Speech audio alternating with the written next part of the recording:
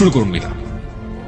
আমি পেছন থেকেই বলছি, আমার মা খুব সুন্দরী ছিলেন, বয়স খুব কম ছিল, 10-11 বছর হবে। তো মা সংসার ব্যাপারে কিছু বুঝতো না। তো বাবার একটু আমার মার সাথে রাগারাগি ছিল না, দাদাকে খুব ইয়ে করতো যে তুমি কেন আমাকে এত ছোট একটা মেয়ে বিয়ে দিয়েছো যে সংসার ব্যাপারে কিছু বুঝে না।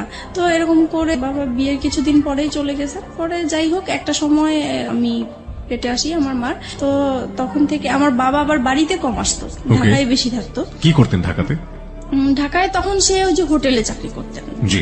তারপরে আমি হওয়ার পরে আমার বাবাকে খবর দিয়েছেন দেখার জন্য। তো আসছে উনি, আসার পরে আবার চলে গেছেন। তো বাবা বাড়িতে আসা যাওয়ার খুব গ্যাপ ছিল। তো এটা হয়তো বা আমার মার পছন্দের ছিল না। পরে এক সময় উনি আরেকটা সম্পর্কে জড়িয়ে যান। আপনার বাবা না, আমার মা। আপনার মা আরেকটা সম্পর্কে জড়িয়ে যান? জি। আমি তখন 15 কিংবা 20 দিনের মতো আমার বয়স। ওই সময়টাতে আরেকটা সম্পর্কে জড়িয়ে যায়? জি। ওকে। পরে মা আমাকে রেখেই চলে গেছেন, ওনার সাথে চলে গেছেন। উনি বিয়ে করবে না, উনি মজা করার জন্যই সম্পর্কটা করেছিলেন। তো যখন উনি বিয়ে করছে না, তখন ওই মুহূর্তে সে পরে আমার বাবার কাছে আসছিল। তো আমার বাবা বলতেছে যে আমার অতটুকু ছোট বাচ্চা ফেলে তুমি চলে গেছো, এখন আর আমি তোমাকে নিব না। ওকে। তারপরে উনি ওনার বাবার বাড়ি গিয়েছেন, ওখানে উনি জায়গা পায়নি। তখন উনি কি করবে? তো এই সময় উনি নাকি মানে মেন্টালি অসুস্থ হয়ে পড়েন। তো পরে ওনাকে ওনার বাবা মা এখন আশ্রয় দিতেই হবে, যেহেতু অসুস্থ হয়ে গেছে, কেউ নাই। তো মা এরকম চিকিৎসা অবস্থায় থাকেন। আর আমাকে আমার বাবার বোন ছিল যে ওনার কাছে আমাকে রাখতে দিয়েছেন। আপনার মা যখন মা হলেন সেই সময়টাতে তার বয়সটা কত? তখন তার 15 থেকে 16 বছর। একদমই কিশোরী বয়স। জি। তারপরে আমি আমার ফুপুর কাছেই বড় হয়েছি প্রায় 3 বছর পর্যন্ত। তারপরে আমার ফুপু প্রেগনেন্ট হয়ে যায় অবস্থাতে, তখন বাবা সেই মুহূর্তে কি করবে? পরে বাবা আমাকে ঢাকায় নিয়ে গেল। ঢাকায় নিয়ে যাওয়ার পরে ছোট্ট একটা বাচ্চা, উনি কাজও করতেছেন, আবার ওখানেই আমাকে রাখার ব্যবস্থা করছেন। তো হচ্ছে না আসলে বিষয়টা। পরে বাবা যেখানে থাকতো সেখানে আরেকটা ইয়েকে পছন্দ হয়, মানে দ্বিতীয়বার ওনাকে বিয়ে করেন। তো এইভাবে বিয়ে দেওয়ার পরে ফার্স্ট ওয়াইফের সাথে কি ডিভোর্স হলো আপনার বাবার? হ্যাঁ, ওটা তো ডিভোর্স। প্রথম স্ত্রীর সাথে ডিভোর্স হয়ে গেল। ওকে। তারপরে তো এখন এই মার সাথেই সম্পর্ক। তারপরে মা আমাকে পালতেছে ভালোই, নিজের মেয়ের মতোই আদর যত্ন করছে। তো একসময় আমার এই মাও প্রেগনেন্ট হয়ে যায়। তারপরে তো ওনারও একটা মেয়ে হয়। এই মেয়ে হওয়ার পর থেকে আমি এখন বুঝতে পারছি যে একটু ভালোবাসাটা যেন ডিফারেন্ট হয়ে গেছে, আগের মতো না। কিন্তু তারপরও মনে হয় নাই, মানে আমি তখন জানতামও না যে সে আমার সেকেন্ড মা বা কিছু, লোকের কাছে শুনতাম। তারপরে যাই হোক, এরকম করে অনেক বছর হয়ে গেছে। তারপরে এক সময় আমার বাবা মানে বলছে যে আমি তো আর এখানে হচ্ছে না, আমি একটু দেশের বাইরে যাব। তো উনি দেশের বাইরে চলে গেলেন। উনি এভাবে টাকা পাঠাচ্ছেন। আমার মা আবার অত শিক্ষিত ছিল না, টাকা পয়সার হিসাব টিসাব রাখতে পারেনি। তো বাবার মাঝখানে খুব অসুস্থ হয়ে যায়। অসুস্থ হওয়ার পরে থেকে উনি চলে আসার পরে বাবার ধারণা ছিল যে তার ব্যাংকে হয়তোবা কিছু টাকা আছে যেটা দিয়ে উনি কিছু করতে পারবেন। তো বাবা এসে দেখে যে আসলেই কোনো টাকা পয়সা নাই। তারপর থেকে তো মার সাথে মানে রাগারাগি, তারপরে মারধর করে একটা সময় মাকে। এগুলো আপনি নিজের চোখে দেখেছেন? নিজের চোখে দেখেছি। মানে বাবার ধারণা ছিল যে আমার মা হয়তো বা তার বাবার বাড়ি টাকাগুলো দিয়ে দিয়েছেন এর জন্য। তো এর জন্য খুব মারধর হতো। এই বিষয়গুলো আমার খুব মানে ব্রেনে কাজ করতো যে কেন এরকম হলো। তো এগুলো দেখতে দেখতে একসময় খুবই অসুস্থ হয়ে যায় আমি। তো আমার বাবার দুঃসম্পর্কে একটা ভাই আছেন, উনি হচ্ছে ডাক্তার কম্পাউন্ডারে চাকরি করতেন। তো আমাকে বলেছে তুমি যেহেতু অসুস্থ হয়ে গেছো, তাহলে চলো তুমি আমার ডাক্তার তোমাকে দেখাবো। তো গিয়েছি, ওখানে আমার প্রেশার মাপে প্রচুর হাই প্রেশার হয়ে গেছে। তো উনি বলতেছে ওষুধ দিয়েছেন কিছু, আর এমনিতে সাজেস্ট করেছেন যে যদি বাইরে কোথাও বেরিয়ে আসে তাহলে ভালো হবে। তো তখন আমার ওই চাচাটা বলতেন যে ঠিক আছে, তাহলে চলো আমার বোনের বাড়ি তুমি বেড়ায় আসবা। তো বাবাকে বললো, পরে আমি ওখানে গিয়েছি। ওখানে যাওয়ার পরে হচ্ছে ওই চাচার বোনের হচ্ছে ননদের ছেলের সাথে আমার পরিচয় হয় ওখানে। ওকে। উনি দেখে আমাকে পছন্দ করে এক সময় আমাকে ফোর্স করে ওনাকে ভালোবাসার জন্য। তো আমি বলতেছি যে তখন কোন ক্লাসে পড়েন আপনি? তখন আমি 6 ক্লাস 6 এ পড়েন। তার মানে আপনার বয়স 11 থেকে 12 বছর। যে ছেলেটা আপনাকে প্রপোজ করলো সে আলটিমেটলি আপনার ওই ডাক্তার কম্পাউন্ডারের কোন এক আত্মীয়, রাইট? জি। ওকে। সেই ছেলেটার বয়স কত ছিল? উনি তখন ইন্টারমিডিয়েট দিয়েছেন। ফাইন। তারপর তারপর আমাকে বলতেছে যে তোমাকে আমার খুব পছন্দ হয়েছে, তোমার সাথে আমি ভালোবাসার সম্পর্ক করতে চাই। তখন আমি বলেছি যে আমি তো করব না। তো বলতেছে কেন, তুমি কেন রাজি না? তো আমার ফ্যামিলির যে ব্যাপারগুলো এগুলো নিয়ে তার সাথে ডিসকাস করলাম। তখন সে বলতেছে যে দেখো, আমি তোমাকে পছন্দ হয়েছে, তোমার কি আছে না আছে এগুলো আমার দরকার নেই, তোমার সাথে আমার বিয়ে হবে এটাই হচ্ছে বড় কথা, আর কারো দরকার নেই। তো তখন আমি বললাম যে ঠিক আছে, এটা নিয়ে আমি চিন্তা করব, তারপর আপনাকে জানাবো। তো বলতেছে তুমি তো চলেই যাবা, তাহলে তোমার সাথে আমার যোগাযোগ হবে কিভাবে? তখন পরে ওনার অ্যাড্রেসটা নিয়ে আসলাম আর আমার অ্যাড্রেসটা দিয়ে আসলাম। তারপরে হচ্ছে উনি অনেক দিন পরে আমাকে একটা চিঠি পাঠায়। তো চিঠি পাঠানোর পরে চিঠিটা পড়ে ভালোই লাগলো। পরে আমি এই চিঠিটা নিয়ে অনেক ভাবতে থাকলাম যে লোকটা তো আমাকে মনে হয় সত্যি সত্যি ভালোবাসে। আর যেহেতু আমার এই বাসায় থাকতে ইচ্ছা করে না, বাবা মার ঝগড়াঝাটি, এখন যদি আমি কোথাও চলে যাই এই সংসার থেকে, তাহলে হয়তোবা আমার এই অশান্তিটা হবে না, আমি ভালো থাকবো। ওই কথা চিন্তা করে পরে আমি রাজি হয়ে গেলাম। পরে আমি একটা চিঠি পাঠালাম যে হ্যাঁ আমি রাজি আছি। তো এরকম করে আমাদের প্রায় প্রতি সপ্তাহে 2টার মতো চিঠি আসতো, এরকম দেওয়া নেওয়া হতো। প্রায় 3-4 মাস পরে হঠাৎ আমি আবার পড়াশোনার পাশাপাশি হাতের কাজ শিখতে খুব পছন্দ করতাম। তো আমি বিভিন্ন জায়গায় হাতের কাজ শেখার জন্য যেতাম। তো একদিন আমার এলাকা দিয়ে আমি যাচ্ছি, হঠাৎ তাকে দেখে ফেলি। ওকে। সেও আমাকে দেখে ডাকছে। তো আমি অবাক হয়ে গেছি। কিছুক্ষণ আমি একদম চুপ ছিলাম যে যেই লোকটাকে আমি সেই চাঁদপুরে দেখে আসছি, সেই লোকটা হঠাৎ করে ঢাকায়, তাও আমার এলাকার মধ্যে কিভাবে আসলো? পরে উনি আমাকে দেখেই বলতেছে যে আমি না তোমার কাছে আসছি। তখন আমি অবাক হয়ে গেলাম যে এত দূর থেকে সে আমার কাছে আসছে। আমি চিঠি পাঠাতাম ঠিক আছে, কিন্তু উনি আসবে সেটা বলেও নাই আমাকে। তো যাই হোক, তখন ওই যে গুলশান পার্কটা ছিল, তো আমাকে সেখানে নিয়ে গেছে। যাই হোক গেলাম, যাওয়ার পরে কথা বললাম। এখন বলতেছে যে আমি তোমাকে তো আমার খুব দেখতে ইচ্ছা করে মাঝে মাঝে, এখন কি করব? তো আমি বলতেছি দেখেন, আমার তো আসলে এরকম বাইরে বের হওয়ার অভ্যাস নেই, আর তাছাড়া আমার খুব ভয় লাগে যে কোথায় কেউ দেখে ফেলে কিনা, পরে বাবার কাছে বিচার যাবে, এটা আমার খুব খারাপ লাগবে। তো বলতেছে যে না, দেখবে না, তুমি ওইভাবেই আসবে। তো এরকম করে প্রায় 2-3 মাস পর পর আমাদের দেখা হতো। 2-3 মাস পর পর ও ঢাকাতে আসতো ওর বাড়ি থেকে আপনার সাথে দেখা করার জন্য? উদ্দেশ্যটা ছিল আমার সাথে দেখা করার, কিন্তু ওর রিলেটিভ থাকতো ঢাকা, ওখানে আসতো। তো তারপর একটা সময় ওর রেজাল্ট ভালো হয়। আপনি ঢাকায় কোথায় থাকতেন সেই সময়টা? আমি ঢাকায় হচ্ছে মহাখালী থাকতাম। মহাখালী থাকতেন। হ্যাঁ, যেটা বলছিলেন যে ওর রেজাল্ট ভালো হয়নি, মানে ইন্টারের রেজাল্ট ভালো হলো নাকি অন্য কোনো পরীক্ষা? না, ইন্টারভিউ। ও এইচএসসি তে ভালো করলো না, কি ছিল রেজাল্ট? মানে ফেল করেছে সে। ওকে, ভালো না হওয়া বলতে মানে ফেল করেছে, তো ভয়াবহ খারাপ। ওকে, তো ফেল করেছে। পরে হচ্ছে তার বাবা খুব চাপ দিল। তো বলতেছে যে তুমি বাড়িতে সারাক্ষণ থেকেও যদি পড়াশোনা ভালো না করো, ওদের দোকান ছিল, তো বলতেছে দোকানেও বসবে, দেন পরীক্ষাটাও দিবে। তো এখন তো ঢাকায় পার্মানেন্টলি চলে আসলো, তো আমাদের প্রায় এরকম দেখা হতো।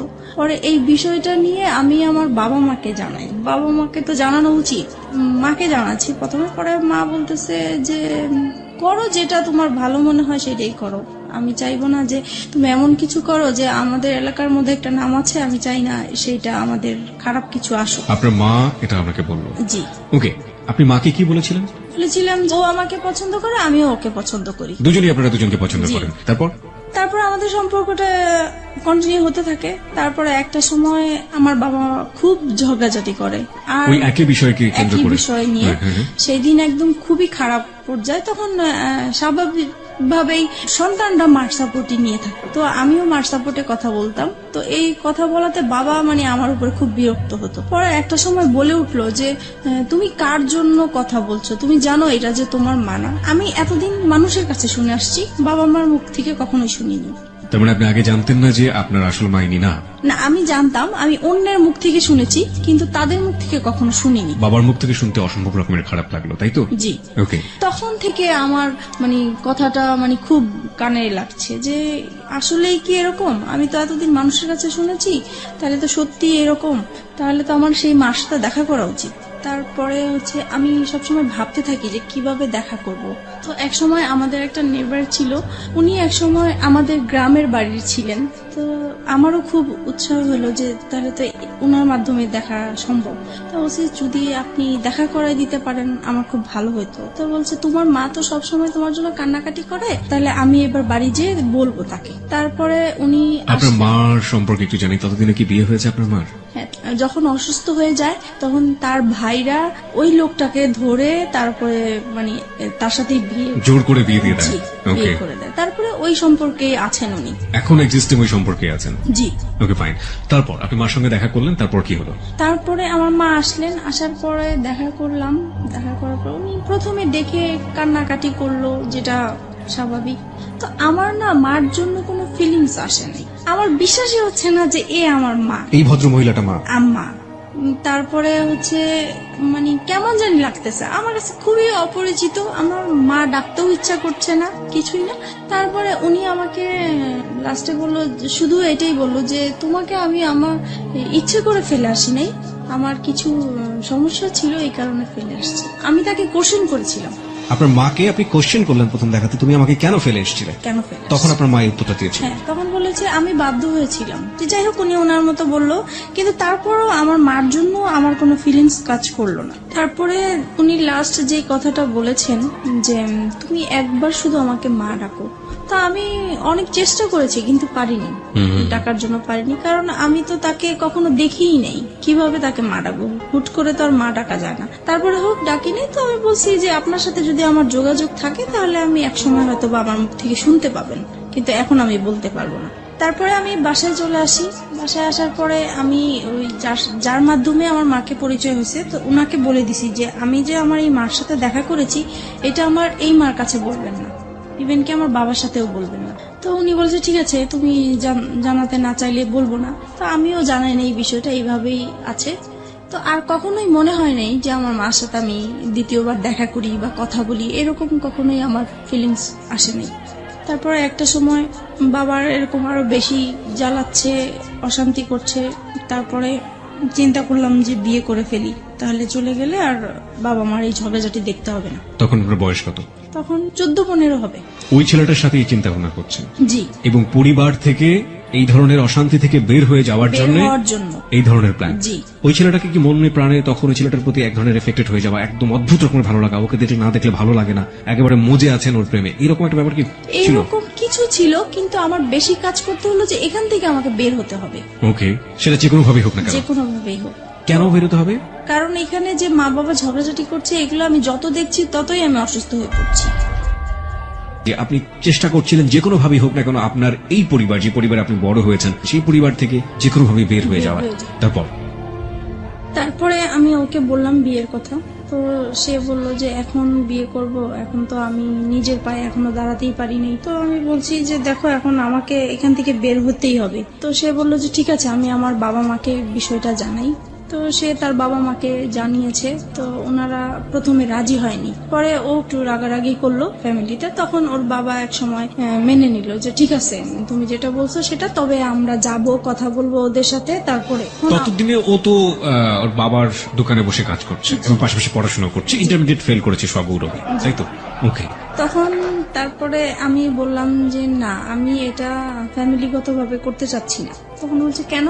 আমি বলতেছি এখানে অনেকগুলো প্রবলেম আছে, আমি তো তোমাকে আগেই বলেছি যে আমার বাবার টাকা পয়সা নাই, সে অনুষ্ঠান করে বিয়ে দিতে পারবে না। তারপরে বলতেছে দেখো, বাবা মা এখন চাচ্ছে, কি করব?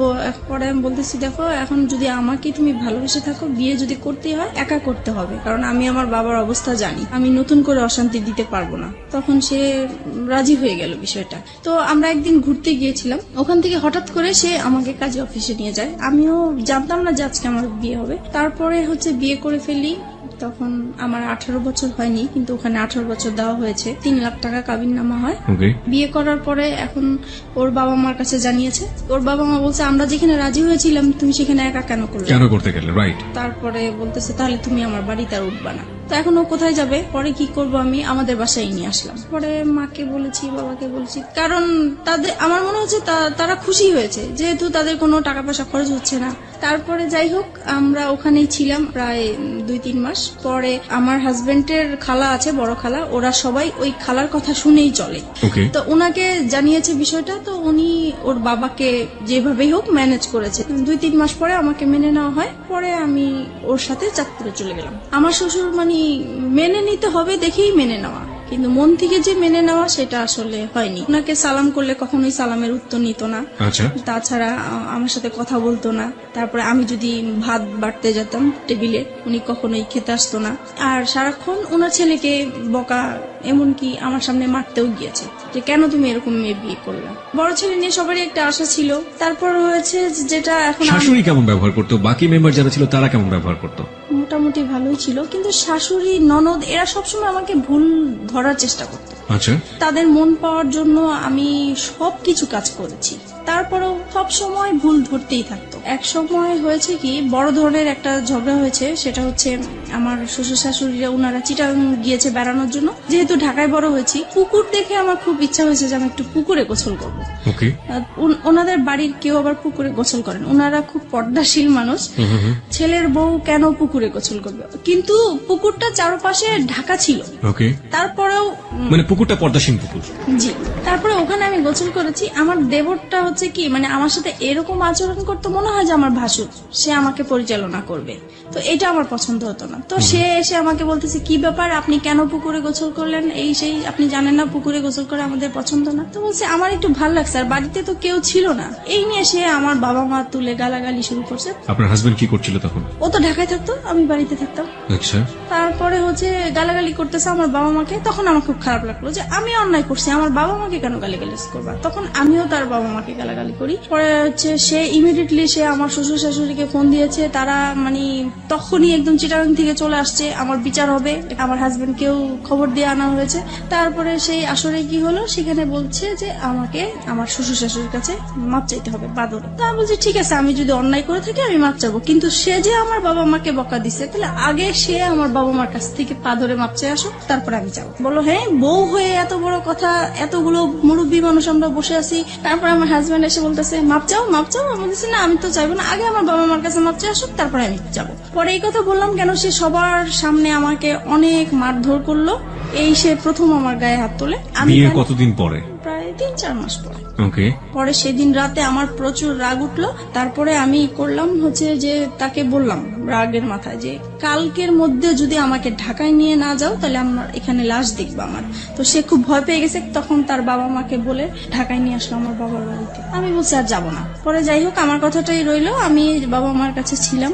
এক সময় পরে বাবা আবারও সেই তো ঝগড়াঝাটি আছেই বাবার সংসারে। তখন একদিন আমি খুব রাগ হইলাম বাবার সাথে। তখন বাবা আমাকে বলেছে যে তুমি এখন অন্যের হয়ে গেছো, এখন আর আমাদের কেউ না, তুমি আমাদের সংসারে কিছু বলতে আসবা না। এই সে আরো কিছু বকা দিল আমাকে। পরে বলতেছে, বাবা বলতেছে তুমি কালকের মধ্যে আমার ঘর থেকে বের হয়ে যাবে, আমি কালকে যেন তোমাকে আর দেখতে না চাই। পরে মা বলতেছে যে তোর বাবা তো অনেক রেগে গেছে, তা কাজ কর, আমি তোকে একটা আলাদা বাসা নিয়ে দেই, ও আসলে পরে ওকে বলবো আমি সবকিছু।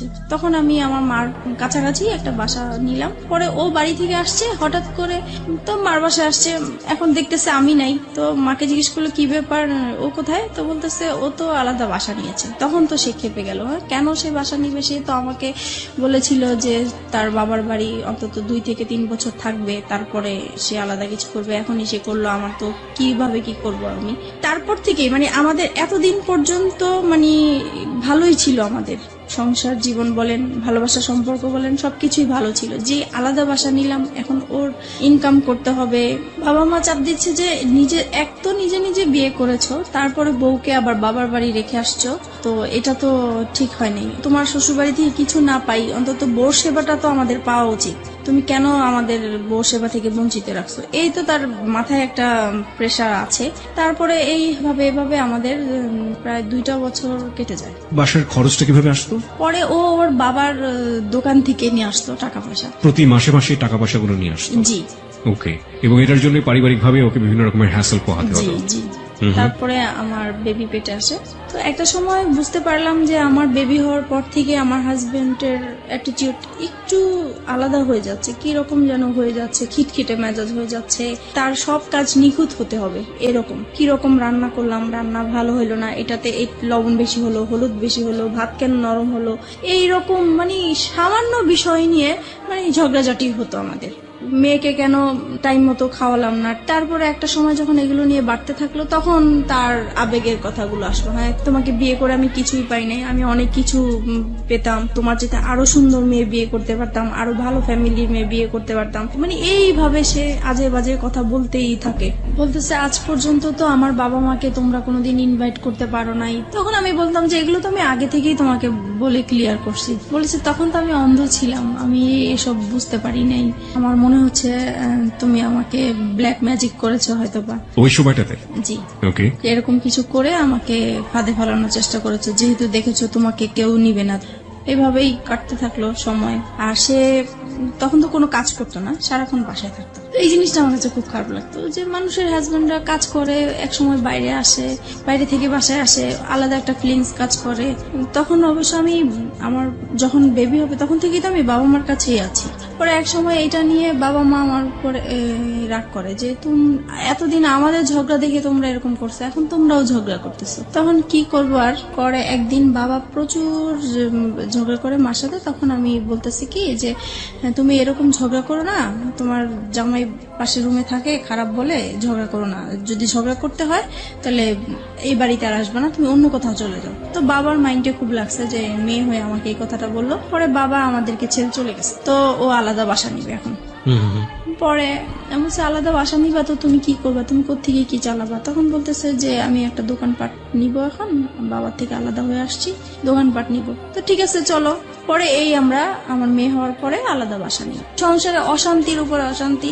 তারপরে আমার শ্বশুর শাশুড়ি বলে যে তুমি এখনো সময় আছে, ওকে ছেড়ে দাও, এখনো তোমাকে আমরা ভালো জায়গায় বিয়ে দিতে পারবো, এই সেই এগুলো আছে। আর তাছাড়া ও সবসময় কি অন্য মেয়েদের প্রতি একটা আকৃষ্টিত থাকতো, যে কোনো সুন্দর মেয়ে থাকলে বলতো, আমার সামনেই বলতো যে ওর সাথে যদি আমি একদিন করতে পারতাম আমার সার্থক হতো।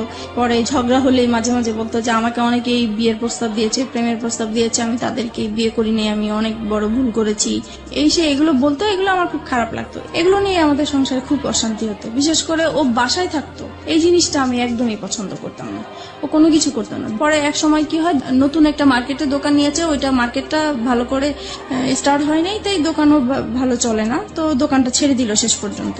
তারপরে যেটা হয়েছে, এক এক করে ও যেটাই হাত দেয় সেটাই লস হয়। এইভাবে ওর বাইরের যেই অশান্তি হলে সেটা ঘরের মধ্যে নিয়ে আসবে। তারপরে সে শেয়ার বাজারে ঢুকলো।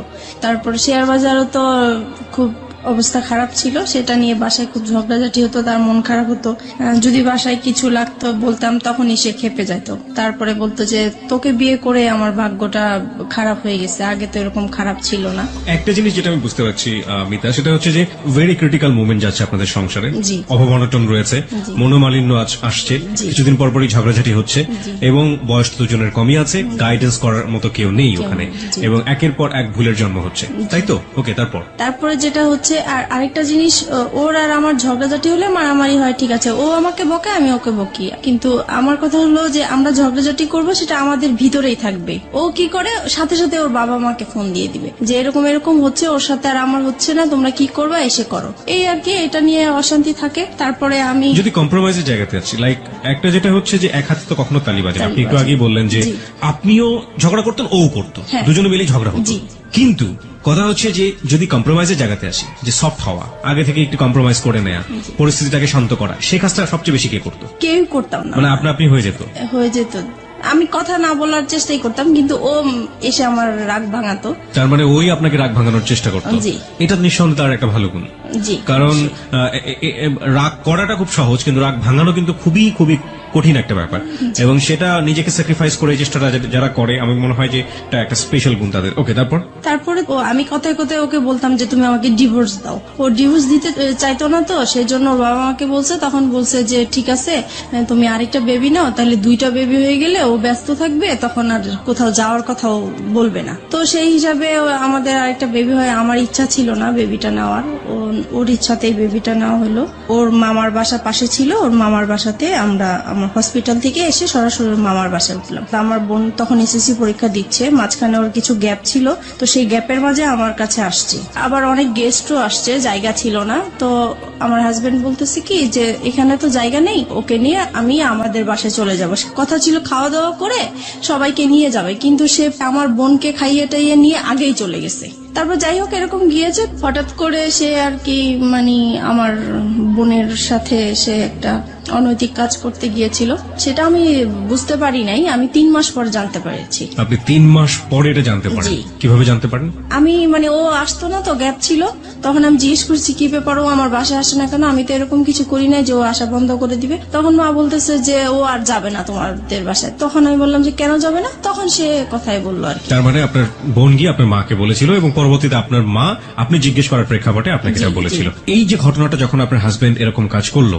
তখন আপনাদের সাথে মানসিক যে সম্পর্ক হাজবেন্ড ওয়াইফের মধ্যে, সেই সম্পর্ক কি অবস্থায় ছিল? তখন তো খারাপ ছিল, খুব খারাপ অবস্থায় ছিল। জি। ওকে, তারপর? তারপরে এটা জানার পরে আমি ওকে প্রশ্ন করলাম যে তুমি এরকম কিছু করেছো কিনা, তো সে বলতেছে যে না আমি এরকম কিছুই করি নাই।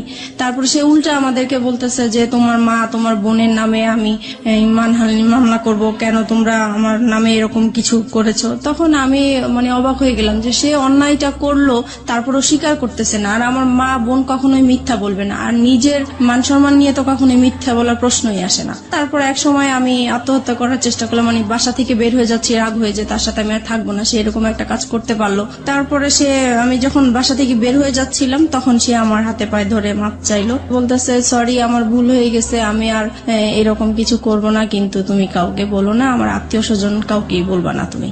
তারপরে যাই হোক আমি আবারও সংসার এইভাবেই করতে থাকলাম। তো কিন্তু আমি যতই মানে চেষ্টা করতেছি সংসার করার জন্য, যতই অশান্তি হোক না কেন, কিন্তু সে একের পর এক ঝগড়াঝাটি অশান্তি আছে। আমার পরে লাস্টের দিক দিয়ে আর ভাল লাগলো না, প্রচুর মারামারি হতো আমাদের। আপনিও মারতেন? আমিও মারতাম, দুজন মিলে মারামারি করতেন? জি। ওকে। তারপরে এরকম অশান্তি ভাল লাগতো না, মন সবসময় খারাপ থাকতো। তাছাড়া মানে আর আমার ও খুব বেশি যন্ত্রণা করতো, আমি নাকি বেশি ঘুমাই, আমি খুব অলস, ঘরে কাজ করতে চাই না, ঘুমালে উঠতে চাই না। তারপরে টিভি দেখি আমি খুব বেশি, আমার খুব বাজে অভ্যাস, আমার জন্য আমার সন্তানরাও নষ্ট হয়ে যাচ্ছে, এগুলো নিয়ে খুব। আপনারা যে মারামারি করতেন আপনাদের ছেলে মেয়েদের সামনেই মারামারি করতেন? হ্যাঁ, সামনেই করতাম, ওরা খুব ভয় পেত, কান্নাকাটি করতো, কিন্তু কিছু করার ছিল না, হয়ে যেত। ফিরে যাচ্ছি মিতার কাছে। মিতা, তারপর কি হলো? পরে এক সময় রোজার ঈদ সামনে আসলো, ঈদের শপিং করা নিয়ে আবার আমাদের খুব ঝগড়া হলো, মাঝখানে মারামারি এইরকমই। আর সে সব সময় ঈদের সময় সে বাড়িতে যায় ঈদ করে, আর আমি বাচ্চাদেরকে নিয়ে ঢাকায় ঈদ করি। আমি বাড়িতে যেতে চাই না, বাচ্চারাও বাড়িতে যেতে চায় না, তাই আমাদের আর যাওয়া হয় না। কিন্তু সে তার বাবা মার সাথে ঈদ করবে, সেজন্য প্রত্যেকটা ঈদই সে তার বাবা মার সাথেই করে। আমরা বেশি দামি দামি জিনিস চাই, আগে কম দামি জিনিস পড়েছি, এখন কেন উপরের দিকে নজর আমার, এইভাবে ঝগড়াঝাটি হয়। তারপর সে বাড়িতে চলে যায়। অশান্তির জন্য আমি ভাল লাগতো না দেখে তাই একটু হাতের কাজ করা শুরু করেছিলাম। তো হাতের কাজের বিজ্ঞপ্তি দিয়েছিলাম, বিজ্ঞপ্তির জন্য আমার মোবাইল নাম্বারটা শো করা হয়েছিল একটা কাগজে, লিফলেট। জি। তারপরে ওগুলা শেখানোর জন্য নাম্বার দিয়েছিলাম। তো আমি ভাবছি ওখান থেকে হয়তোবা ফোন টোন এসছে, তো রিসিভ করেছি। একটা লোক আর কি এরকম দুষ্টামি করতেছে, কথা বলতেছে। তো আমি বলছি আপনি কিসের জন্য ফোন করেছেন? বলতেছে এমনি আমার ভালো লেগেছে তাই ফোন করছি। তো আমি পরে ফোনটা রেখে দিছি, আমি আর কথা বলি নাই। তো উনি প্রায় এরকম 2-3 দিন ফোন দিত। তারপরে এক সময় বলতেছে যে আসলে আমি আপনার সাথে ফ্রেন্ডশিপ করতে চাই। সেই সময় কি আমার তো মন মেজাজ খারাপ ছিল, ভালো লাগতো না। তখন কেন জানি হঠাৎ করে মনে হয়েছে যে সে শুধু ফ্রেন্ডশিপ করতে চায়, কথাই বলতে চায়, তাই কথা বললে সমস্যা কি। সপ্তাহখানিক কথা বলেছি পরে একদিন সে আমাকে বলতেছে কি যে আপনাকে আমি দেখতে চাই একটু। যাই হোক আমরা রাজি হয়েছি দেখা করার জন্য, দেখা করতে গিয়েছে আমার বাসায়। এক সপ্তাহের মধ্যে আপনি রাজি হয়ে গেলেন? জি। তারপরে দেখা করলাম, পরে সে আমাকে মানে একটা কথা বললো যে আচ্ছা আমরা তো ফ্রেন্ডশিপ আছি, আমরা কি ফ্রেন্ডশিপের বাইরে অন্য কিছু করতে পারি? তো আমি বলছি কিরকম? বলতেছে যা হয় আর কি। তো আমি বুঝতে পারছি উনি খারাপ কিছু ইঙ্গিত দিয়েছে আমাকে। তো আমি বলছি না, এটা আমার পক্ষে সম্ভব না। তারপর এই বলে আমি পরে ওখান থেকে তার সাথে আমার সম্পর্ক শেষ হয়ে গিয়েছে। Fine, let me no one thing, আপনার সম্পর্কে উনি কতটুকু জানতেন? আপনার যে 2 সন্তান হ্যাঁ, আছে? আমি সবই বলেছি, আমাদের কথা এগুলোই হতো, আমার সংসারে কি হয়েছে না হয়েছে, আমার কিভাবে বিয়ে হয়েছে। আপনি সবকিছুই এক সপ্তাহের মধ্যে তাকে শেয়ার করে দিয়েছেন? জি। মানে আমার তো কখনোই ফ্রেন্ড ছিল না, তাই প্রথম তাকে পেয়েছি, ফ্রেন্ডশিপ যেহেতু করে ফেলেছি সেজন্য আমি আমার কথাগুলো বলেছি, মানে একটু হালকা হওয়ার জন্য বলতে চেয়েছিলাম। Okay fine. এবং এটা জানার পরে সে আপনাকে ফার্স্ট দেখা হতে সে আপনাকে ধরনের একটা অফার করলো? জি। তারপরে আমার কাছে খুব খারাপ লাগলো বিষয়টা যে আমি তাকে তো সবকিছু আমি তাকে বলেছি, সে কেন আমাকে এই ধরনের প্রস্তাব দিবে। পরে আমি আর তার সাথে কথা বলি নাই। পরে সে ফোন দিত আমাকে, প্রায় আমি রিসিভ করতাম না। পরে অনেক ডিস্টার্ব করতো দেখে পরে একদিন রিসিভ করে বলতেছে আপনি আমাকে আর ফোন দিবেন না, আপনার সাথে আমি আর কথা বলতে চাই না। তো যাই হোক এখানে স্টপ হয়ে গেল।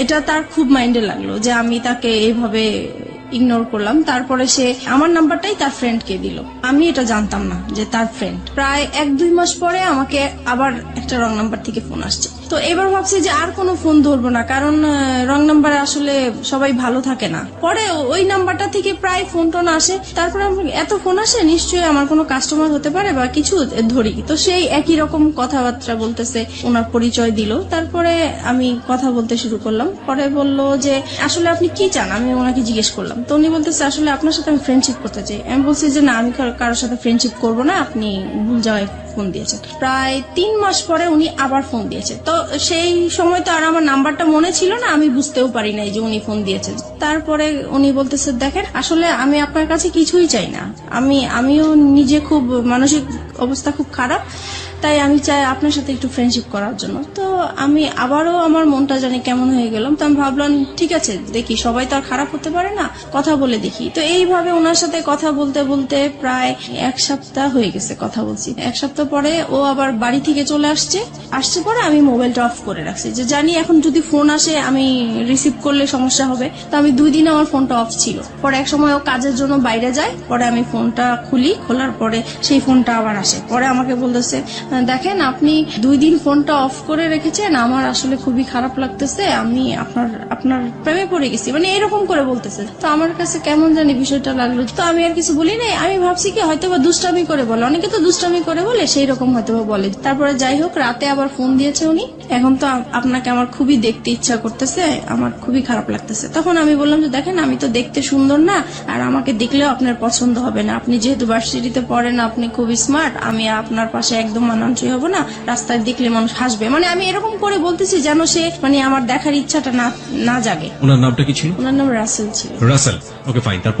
তারপরে হচ্ছে এখন বলতেছে দেখা করব। তো আমি ভাবলাম যে দেখা করব তো, আর আমার এই বিজনেসের কারণে আমার কাঁচামাল আনার জন্য মার্কেটে যেতে হয়। তো আমি বলতেছি তো ঠিক আছে, আমার তো শুক্রবারে শপিং এ যাব আমি, তখন হয়তোবা সেই ইয়েতে আপনি যদি মার্কেট আসেন তাহলে আমি ওখানেই দেখা করতে পারবো। তো উনি রাজি হয়ে গেল। নির্দিষ্ট জায়গা বললাম, ওখানে উনি গাড়ি নিয়ে দাঁড়িয়েছিল আমার জন্য। তারপর ওনাকে দেখে মানে আমি খুব অবাক হয়ে গেলাম যে অনেক সুন্দর লোকটা। উনি আমাকে দেখে হাসতেছে মিটমিট করে। তো আমি জিজ্ঞেস করলাম আপনি কেন হাসতেছেন? বলতেছেন আপনি তো ফোনে অনেক কিছুই বলছেন, আপনি তো অনেক সুন্দর। তো যাই হোক, এভাবে কথা বলতে বলতে পরে উনি বললো আর কি যে ওনার একটা সম্পর্ক একসাথেই পড়াশোনা করতে একটা মেয়ের সাথে, ওনার সাথে সম্পর্ক নষ্ট হয়ে গিয়েছে, তাই তারপরে উনি ব্যবসা করতো, যে ওনার ব্যবসায় লস খেয়েছে, সবকিছু মিলিয়ে ওনার খুব অশান্তি, মন ভালো না, তাই সেজন্য একটা ফ্রেন্ড চায়। তো আমার সাথে এই জন্য ফ্রেন্ডশিপ করেছে। প্রত্যেক শুক্রবারই আমরা দেখা করতাম ওনার সাথে। তখন আপনি হাজবেন্ডের সাথে থাকতেন? জি। আপনার হাজবেন্ড এগুলো জানতো? কেউই জানতো না। কন্টিনিউয়াসলি আপনি গোপন করে যাচ্ছেন বিষয়গুলো। আপনার হাজবেন্ড কখনো আপনার মোবাইল চেক করতো? না, কখনোই চেক করতো। আচ্ছা, আপনি যে কথাগুলো বলতেন সেই সময়টা থেকে আপনার সন্তানরা আপনার পাশে থাকতো? না, কারণ ওরা তখন, আমার বড় বেবি তখন স্কুলে পড়তো, আর ছোটটা তো একদমই ছোট ছিল। তারপরে আপনি নীরবে নিভৃতে একা তার সাথে কথা বলতেন। জি। প্রিয় শ্রোতা, গ্রাফটা একটু আবিষ্কার করার চেষ্টা করছি, এবং এটা এমন একটি ঘটনা যেটা সমাজে একেবারেই ঘটে না তা না, হ্যাঁ, এবং একেবারে যে হরহামেশা ঘটে তাও না, ঠিক আছে? বাট সন্দেহের জায়গাগুলো একটু পরিষ্কার করার জন্য আসলে প্রশ্নগুলো করে। আপনার হাজবেন্ড আপনাকে সন্দেহ করতে, আপনি যেটা বলছেন, টুকটাক সন্দেহ করার জায়গাটা থেকে আপনি কখন আপনার হাজবেন্ডকে সন্দেহ করতেন? না, আমি কখনোই করতাম না। কেন করতেন না? কারণ আমি জানি সে এই টাইপের মেয়ে মানুষ দেখলে সে তাকিয়ে থাকে, সে যাবে, সে মানে এরকম আছে, এর জন্য আমার সন্দেহ হতো না। আপনি কনফার্ম ছিলেন যে সেসব কাজ করে? সে মেয়ে মানুষের প্রতি একটু উইক আছে। একটা জিনিস একটু বলেন আমাকে, প্রতি শুক্রবার তার সাথে আপনি দেখা করতেন, কোথায় দেখা করতেন? এটাও যে আমি মার্কেটে যেতাম, আমি আমার কাজে যেতাম, পাশে উনি থাকতো, এই আর কি। ওনার সাথে একসাথে মিলে শপিং করতেন? জি।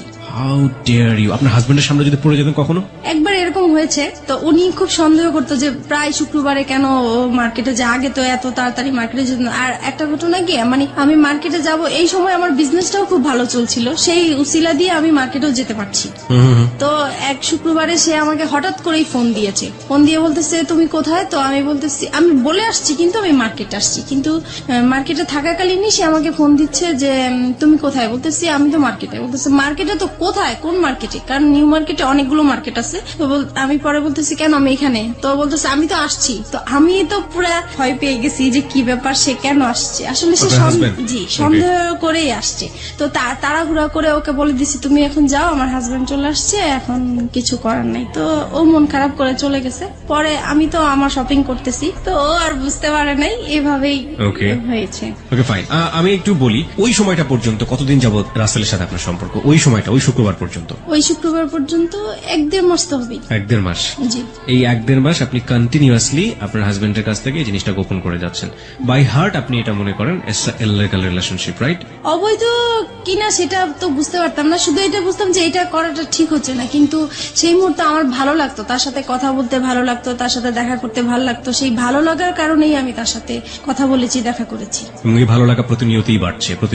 জি। আপনার কখনো মনে হতো না যে আপনি আপনার হাজবেন্ডের প্রতি অন্যায় করছেন ওই সময়টা? না, তখন আমার মনে হতো না, কারণ ও তো সংসারে সবসময় মানে ঝগড়াঝাটি করতো, ওর উপর থেকে আমার মন নষ্ট হয়ে গিয়েছে। এই মানুষটাকে তো আপনি ভালোবেসেছিলেন একটা সময়। ভালোবেসেছিলাম, ওই যে আমার বোনের যে কাজটা করেছিল সেখান থেকে ওর প্রতি আমার একটু অনীহা চলে কিন্তু সে আসছে। ঘটনা, আমি বলছি না যে এটা একটা অপরাধ না, অবশ্যই এটা একটা গৃহ অপরাধ, কিন্তু সেটার জন্য সে আপনার কাছে ক্ষমা চেয়েছে।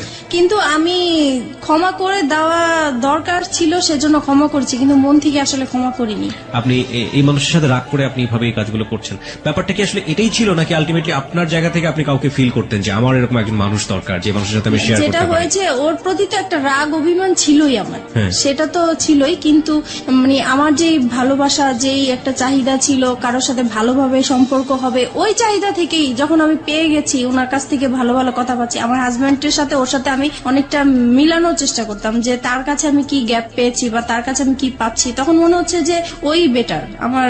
আপনি দেখুন, আপনার সন্তান আছে তখন দুটো, রাইট? জি।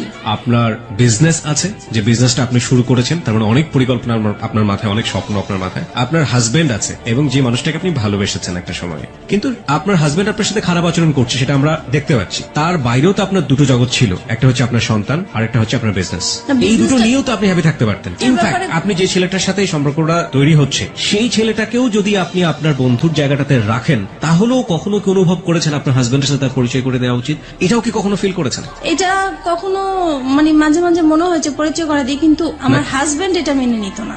একটা হচ্ছে পারিবারিক সত্তা, যেখানে হাজবেন্ড আছে, সন্তান আছে এবং তার বিজনেস আছে, সে একটা না একটা দিক নিয়ে ব্যস্ত থাকতেই পারে। আরেকটা হচ্ছে মানবিক সত্তা, মনের জায়গাটা, লং টার্ম হাজবেন্ডের সাথে খারাপ রিলেশনশিপ, সেই জায়গাটায় একটা বিশাল রকমের ক্ষত তৈরি হয়েছে, এবং সেই ক্ষতর জায়গাটাতে সে কেউ একজন নক করেছে। সেটা হাজবেন্ড ওয়াইফ রিলেশনশিপের মতো না, কিন্তু একটু ভালো লাগা, একটু অন্যরকম, একটু বন্ধুত্ব, যেটা মন থেকে অবচেতন মনেই ওই ভালো লাগাটার দিকে ধীরে ধীরে ধীরে ধীরে এক ধরনের আষ্টে পৃষ্ঠে জড়িয়ে পড়ার দিকে জড়িয়ে যাচ্ছে। এই দুটো জিনিস আমরা যখন নর্মালি শুনি, আমরা কিন্তু এই সেকেন্ডটাকে কোনোভাবেই সাপোর্ট করতে পারি না, বাট ও সেকেন্ডটার মধ্যে এসেছে, this is the hardest reality. এটাকেও মেনে নিতে হবে, এটা আমাদের সামাজিক ঘটে, কিন্তু আমরা মানি না। কিন্তু কি কারণে ঘটে, সেই কারণটা কিন্তু আমরা আবিষ্কার করে ফেলেছি, এবং এইটা আসলে কতদূর পর্যন্ত গিয়েছে, চলুন সামনের দিকে যাওয়া যায়। তারপরে যেটা হয়েছে, মানে এভাবেই তো ওর সাথে দেখা করছি, কথা বলছি, তারপরে হঠাৎ একবার খুব ঝগড়াঝাটি হয় আমাদের। বিষয়টা হয় হচ্ছে আমার ওই যে বোনের বিষয়টা নিয়ে।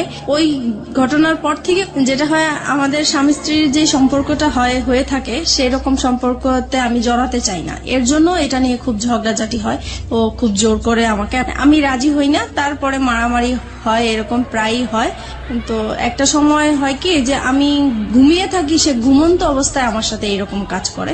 এই বিষয়টা আমার কাছে খুবই খারাপ লাগে। আমি লক করছি এখানে আপনাকে। একটা হচ্ছে যে এই যে ঘটনাটা আপনাদের মধ্যে একটা বিরোধ তৈরি করলো, একটা স্বামী স্ত্রী নামে স্বামী স্ত্রী, কিন্তু এক ধরনের সম্পর্ক জি। নেই, এই সময় পর্যন্ত রাসেলের সাথে আপনার সম্পর্ক কতদিনের? 2-3 মাস হবে। 2-3 মাস, মানে সময় বাড়ছে। এই সময়টাতে রাসেলের সাথে আপনার কি ধরনের কথোপকথন হতো? ও তো প্রথমেই আপনাকে ফ্রেন্ডশিপের কথা বলেছে, হ্যাঁ, তারপরে ব্যাপারটা কি ফ্রেন্ডশিপে থেকেছে নাকি ধীরে ধীরে ভালো লাগার জায়গাটায় না, ভালো লাগা এখনো আসেনি, ফ্রেন্ডশিপই চলছিল। Okay fine. সে সময় বলতাম হচ্ছে আমাদের সংসারে যেগুলো হতো এগুলো বলতাম। মানে ঘরের নিজের উইক পয়েন্ট গুলো সবসময় তাকে বলতেন, জি জি, যেমন হাজবেন্ড আজকে এটা করেছে, আমি আজকে এটা করিনি, এরকম হয়েছে এরকম হয়েছে। হ্যাঁ। তারপরে আমার ভালো লাগার কথাগুলো বলতাম, বা আমি কি আশা করেছিলাম, কি রকম চেয়েছিলাম, এগুলোই বলতাম। ওকে ওকে, আপনার উইক পয়েন্ট গুলো সবসময় একজন। আচ্ছা, এই যে কষ্টের কথাগুলো, পরিবারের কথাগুলো, একেবারে ঘরের মানুষের কথাগুলো, এগুলো শেয়ার করার মতো অন্য কেউ কি ছিল না? না, আমার কখনো তো কোনো ফ্রেন্ডশিপ ছিল না, সেটা তো আমি আগেও বলেছি। This is the great point, প্রিয় শ্রোতা। ওকে ফাইন, তারপর? তাছাড়া ফ্যামিলিকেও বলতে পারতাম না, কারণ যেহেতু একা বিয়ে করেছি, সেজন্য বলার কোনো সুযোগ ছিল না, স্কোপ ছিল না। তো তারপরে একদিন কি হয়েছে, আমাদের আবারও সেই রকম খুব মারামারি হয়েছে আমাদের সংসারের মাঝে। তখন আমি পরে সেদিন বৃহস্পতিবার রাতে ছিল এরকম, তারপরে আমি তাকে ফোন দিয়েছিলাম শুক্রবারে। মারামারি হওয়ার পরের দিন ফোন দিয়েছে, দেখো ও আজকে আমাকে অনেক মেরেছে, এরকম আমার আর থাকতে ভাল লাগছে না। তখন সে আর কি আমার সুযোগ নিয়ে বলতেছে যে ঠিক আছে, তোমার যেহেতু থাকতে ভাল লাগে না, তুমি তো বিজনেস করোই, তাহলে তুমি চলে আসো, তুমি কেন থাকো, এত মারধর খেয়ে কেন থাকবে, তুমি তোমার বাবা মার কাছে চলে যাও। তখন বলছে আমার বাবা তো সেই কবেই চলে গেছে, বাবা কোথায় আছে খুঁজে পাচ্ছি না, আর মা আছে, মা তো নিজেই খুব কষ্ট করে থাকে, সেখানে আমি কিভাবে যাব। পরে বলতেছে দেখো, তুমি 1 মাস মার কাছে কোন রকম থাকো, তারপরে তুমি যে ব্যবসা করো, নিজে কিছু টাকা জুগিয়ে তুমি নিজেই চলতে পারো। মানে আপনাকে সেপারেট করে দিতে যাচ্ছে আপনার হাজবেন্ডের কাছ থেকে? মানে আমার জন্যই বলছে সে, আমি যেহেতু কান্নাকাটি করি তার কাছে, আমার কথা চিন্তা করে সেই কথা বললো। ওকে। তারপরে আর আমি তো সবসময় এমনিতেও বলি যে ডিভোর্স তাকে দিব বা সে আমাকে দিবে, কিন্তু সে তো রাজি হচ্ছে না ডিভোর্স দেওয়ার জন্য। আমার হাজবেন্ড তো ডিভোর্স দিতে চায় না, আমাকে মারধর করবে, বকাবাদ্য করবে, আবার আমাকে বলবে যে আমার সাথে তার জীবনটা জড়িয়ে নষ্টই হয়ে গেল, কিন্তু সে ডিভোর্স দিবে না। তো পরে এক সময় ডিসাইড করলাম যে আমি তাকে ডিভোর্স দিব, সে যেহেতু দেয় না আমি দিব। পরে একদিন রবিবারে সে দেখা করবে, আর সেদিন শুক্রবারে আর দেখা করতে পারি নাই দেখে সে বলতেছে ঠিক আছে রবিবারে, তাহলে এবার শুক্রবারে যখন দেখা হলো না, তাহলে রবিবারে আসো। তো আমার অফিস টাইম শেষ হলে সন্ধ্যার দিকে আসো। তো আমরা সন্ধ্যার দিকে একটা গুলশানে ফাস্টফুডে বসি, তো ওখানে বসছি। পরে সে আমার হাতটা ধরলো, এই ফার্স্ট সে আমার হাত ধরে। কয় মাস পর? ওই তো 2-2.5 মাস পরে। আচ্ছা, এই হাত ধরার আগে আপনারা সেলফোনে কি কখনো এই ভার্চুয়াল হাত ধরাধরি করেছেন? না। ওকে, তারপরে এই প্রথম সে আমার হাতটা ধরার পরে আমার কাছে অন্যরকম একটা ভালো লাগা তৈরি হলো, যে মনে হচ্ছে যে খুব ভালো লাগছে এটাই। তারপরে হঠাৎ করে সে আমাকে বলতেছে দেখো, আমি আসলে তোমার প্রেমে পড়ে গেছি, আমি আর তোমাকে ছাড়া থাকতে পারছি না। তখন আমিও মানে কান্নাকাটি করতেছি, যে সেহেতু আমাকে মারধর করেছে সেটা বলতেছি আর কান্না করতেছি। পরে সে আমার আর কি মাথায় হাত বুলিয়ে দিচ্ছে, পরে বলতেছে দেখো আর ধৈর্য ধরো, 6টা মাস তুমি ধৈর্য ধরো, তারপরে আমি 6 মাস পরে তোমার একটা ব্যবস্থা করব। তখন আমি জিজ্ঞেস করলাম ব্যবস্থা মানে কি বুঝাতে চাচ্ছ? তো বলতেছে আমরা একসাথে থাকবো। তুমি কি আমাকে ভালোবাসো? বলছে হ্যাঁ আমি তোমাকে ভালোবাসি। তো এইভাবেই হোক আমাদের পরে। আপনি তাকে ভালোবাসতেন ওই সময়টাতে? ওই বলার পর থেকে আমি প্রশ্ন করেছি যে আমার তো আসলে বিশ্বাস হচ্ছে না, তুমি আমাকে কিভাবে ভালোবাসো, আমার বিয়ে হয়েছে, বাচ্চা আছে, তোমার মতো আনম্যারিড ছেলে তো আমাকে কখনোই ভালোবাসার কথাই না। তো বলতেছে মানুষের ভালো লাগা তো কত রকমই হতে পারে, এটার তো শেষ নাই, তোমাকে আমার ভালো লাগছে, আমি তোমাকে বিয়ে করব, তবে আমার জন্য তোমাকে 6 মাস অপেক্ষা করতে হবে। তো আমি বলতেছি এত বছর যেহেতু কষ্ট করে আসছি, আমি 6 মাস পর্যন্ত কষ্ট করতে পারবো। তো এই বলে আমরা চলে আসছি। তারপর থেকেই আমাদের ভালোবাসা আসলে শুরু হয়। তারপরে ফোনে একের পর এক কথা বলা হয়, খুব ভালো লাগে। তখন আপনার হাজবেন্ডের সাথে? আপনি? জি, হাজবেন্ডের সাথে। তারপরে থেকে মানে সে কথা না বললে আমার খুব কষ্ট হয়, যেদিন ফোন করতে না পারি সেদিন খুব কষ্ট হয়, দেখা করতে না পারলে কষ্ট হয়। তারপর থেকে আমরা কি করি, প্রত্যেক দিন দেখা করি। এতদিন তো শুক্রবার ছিল, এখন প্রত্যেক দিন তার অফিস টাইমে যাওয়ার পথে আমার বাসা পড়ে, তো আমি বাসার সামনে দাঁড়িয়ে থাকি, সে চলে যায়, ওইটুকুই দেখা, মানে ওইটা দেখা করলেই মনে হয় যে অনেকটা শান্তি লাগে। ওইটুকু না দেখতে পারলেও খুব খারাপ লাগে, রাতে ঘুম হয় না। তো এভাবেই চলতে থাকে। You fall in love like this? এইভাবে আপনি এরকম ভাবে আপনার হাজবেন্ড থাকা অবস্থায়, আপনার বাচ্চা থাকা অবস্থায় আপনি? জি। This kind of love, like 16 years love. কিশোরী মেয়েরা যেভাবে প্রেমে পড়ে, একটা ছেলে সামনে দিয়ে না গেলে ঘুম হচ্ছে না রাতের বেলা। জি জি, আমার ওই প্রথম যখন আমার হাজবেন্ডের সাথে যেরকম ফিলিংস কাজ করছিল, ওর বেলাও আমার সেম হচ্ছিল। তখন কি আপনার মনে হয়নি যে জীবনে একটা ভুল করেছে আর একটা ভুল করতে যাচ্ছি? তখন আমি বলতাম যে দেখো, ও তো আমাকে সবকিছু জেনে শুনেও বিয়ে করেছিল, তারপরেও কিন্তু ও আমাকে টর্চার করতেছে এখনো। তো ও আমাকে বলতো দেখো, ও তো অশিক্ষিত, ওর ফ্যামিলি অশিক্ষিত, সেজন্য ও এরকম করে, আমি করব না, তুমি আমার উপর বিশ্বাস আনতে পারো, সবাই তো একরকম না। তারপর যাই হোক, ওর কিছু কথা ছিল যেগুলো শুনলে আমি খুব ভরসা পেতাম, আমি বিশ্বাস করতে চাইতাম। মানে ওর কথা, ও যখন কথাগুলো বলতো আমার খুব বিশ্বাস করতে ইচ্ছা করতো, ওর কথাগুলো আমার ভালো লাগতো, মনে হতো যে সত্যিই বলছে বা এরকম কিছু। তারপরে বাসায় চলে আসলাম। বাসায় আসার পরে হচ্ছে এখন আমার হাজবেন্ডের বিজনেসটা ভালো যাচ্ছে না, তো ও ঠিক মতো ঘরে বাজার টাজার করছে না, তাছাড়া যেটা প্রয়োজন হয় সেগুলো হচ্ছে না। মাঝখানেও বলতেছি কি যে বাসাটা ছেড়ে দিব, বাসাটা এত ভাড়া আমি বয়ে নিতে পারছি না, আমার খুব কষ্ট হচ্ছে, আমি বাসাটা ছেড়ে দিব। তখন আমি বলতেছি এত সুন্দর বাসা, আমরা তো পাওয়া যাবে না, তো এটাই থাকি না, কষ্ট টষ্ট করে থাকি, দরকার হলে আমরা একটা রুম সাবলেট ভাড়া দিই, তবু এখানে থাকি, এখানে সবকিছু ফ্যাসিলিটি ভালো, এখানেই থাকবো। ওর কথা হলো না, এখান থেকে যাবো, যেতেই হবে, কারণ আমার খুবই সমস্যা। তো যাই হোক, আমার আর ওই জায়গাটা আমি ছাড়তে চাচ্ছিলাম না। কেন? কারণ আমার যে বিজনেসটা ওই জায়গার মধ্যেই, ওখানে আমার খুব ভালো হতো বিজনেসের জন্য। এখন ও চলে যাবে হচ্ছে অন্য জায়গায় চলে যেতে চাচ্ছে, ওই জায়গাটা আমার পছন্দ না, তাই আমি যাব না। এগুলো নিয়ে আবার সেই ঝগড়াঝাটি হয়। পরে এক সময় আমি তাকে খুব মানে কড়া করে বলি যে যদি তুমি এই বাসা ছাড়ো তাহলে আমাকে ছাড়তে হবে, আর যদি আমাকে না ছাড়ো তাহলে বাসা এটা ছাড়া যাবে না। তো এখন ও কি করবে বুঝতেছে না। এখন ও ওর কথাই রাখলো যে না, বাসা ছেড়েই দিব। পরে যাই হোক, বাসা ছেড়ে দিছে। বাসা ছেড়ে দেওয়ার পরে দেখি যে লোকজন আসতেছে বাসা নেওয়ার জন্য, দেখার জন্য। তখন আমার খুব খারাপ লাগলো যে আমি বললাম কথাটা, আমার কথাটা সে রাখলো না। আমি তো তার কাছ থেকে এমন কিছু আশা করিনি, বাসাটা বলছি।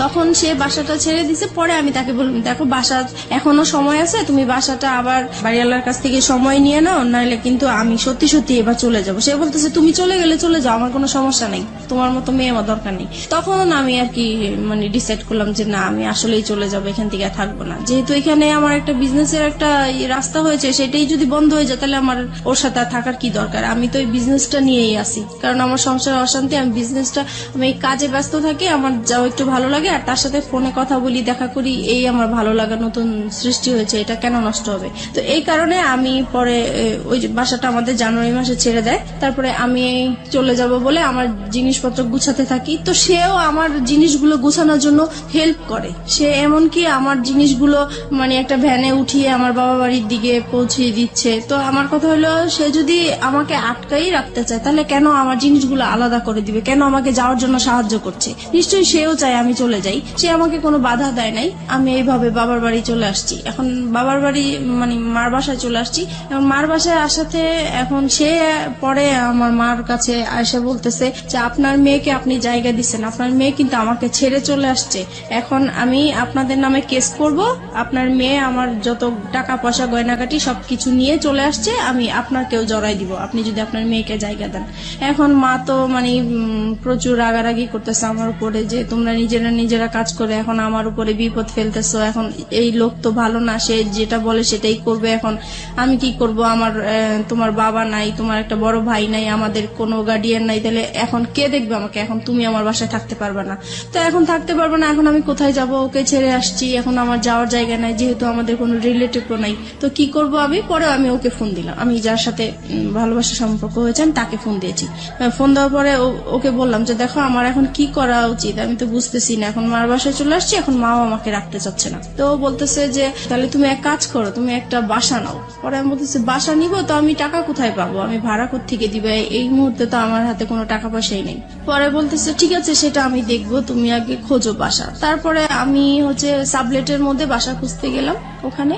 তো ওখানে গিয়েছি, সবাই জিজ্ঞেস করে আপনি কি করেন? তো আমি বলেছি যে পড়াশোনা করি, কারণ বিয়ে হয়েছে এগুলো আমি বলি নাই, সবকিছুই লুকিয়ে গিয়েছি। তো বলতেছে যে একা একটা মেয়েকে তো আমরা বাসা ভাড়া দিতে পারি না, হয় হাজবেন্ড। একা কেন নেবেন? কারণ আপনার সঙ্গে তো আপনার সন্তান আছে। সন্তান আপনার হাজবেন্ডের কাছে, সন্তানদেরকে রেখে চলে আসছে আপনার হাজবেন্ডের কাছে আপনার সন্তান। ওকে ফাইন, হ্যাঁ তারপর বলেন। তারপরে যেটা হচ্ছে যে এখন কেউ আমাকে একা বাসা ভাড়া দিতে চাচ্ছে না। তারপরে আমি আবার তাকে ফোন দিই, রাসেলকে ফোন দিচ্ছি যে দেখো আমাকে তো কেউ একা বাসা ভাড়া দিতে চাচ্ছে না। তখন সে বলল যে ঠিক আছে, তাহলে তুমি বলো যে তোমার বিয়ে হয়েছে কিন্তু তোমার হাজবেন্ডের বাড়ি এখনো মেনে নিচ্ছে না, তাই হাজবেন্ড মাঝে মাঝে আসবে, তুমি আপাতত একাই থাকবে। পরে এই কথার ভিত্তিতেই আমি আবার গেলাম, তারপরে একটা বাসা পেয়েও গেছি। তারপরে ওখানে উঠলাম, সবকিছু নিয়ে ওখানে উঠলাম। মাকেও বললাম যে আমি এরকম এরকম জায়গায় বাসা নিয়েছি, কিন্তু বাসাটা চিনাইনি, জাস্ট বলেছি যে এখানে বাসা নিয়েছি। তারপরে যাই হোক মার কাছ থেকে চলে আসছি ওখানে। তারপরে মার প্রতি তো একটু রাগ আছেই যে আমাকে জায়গা দিল না।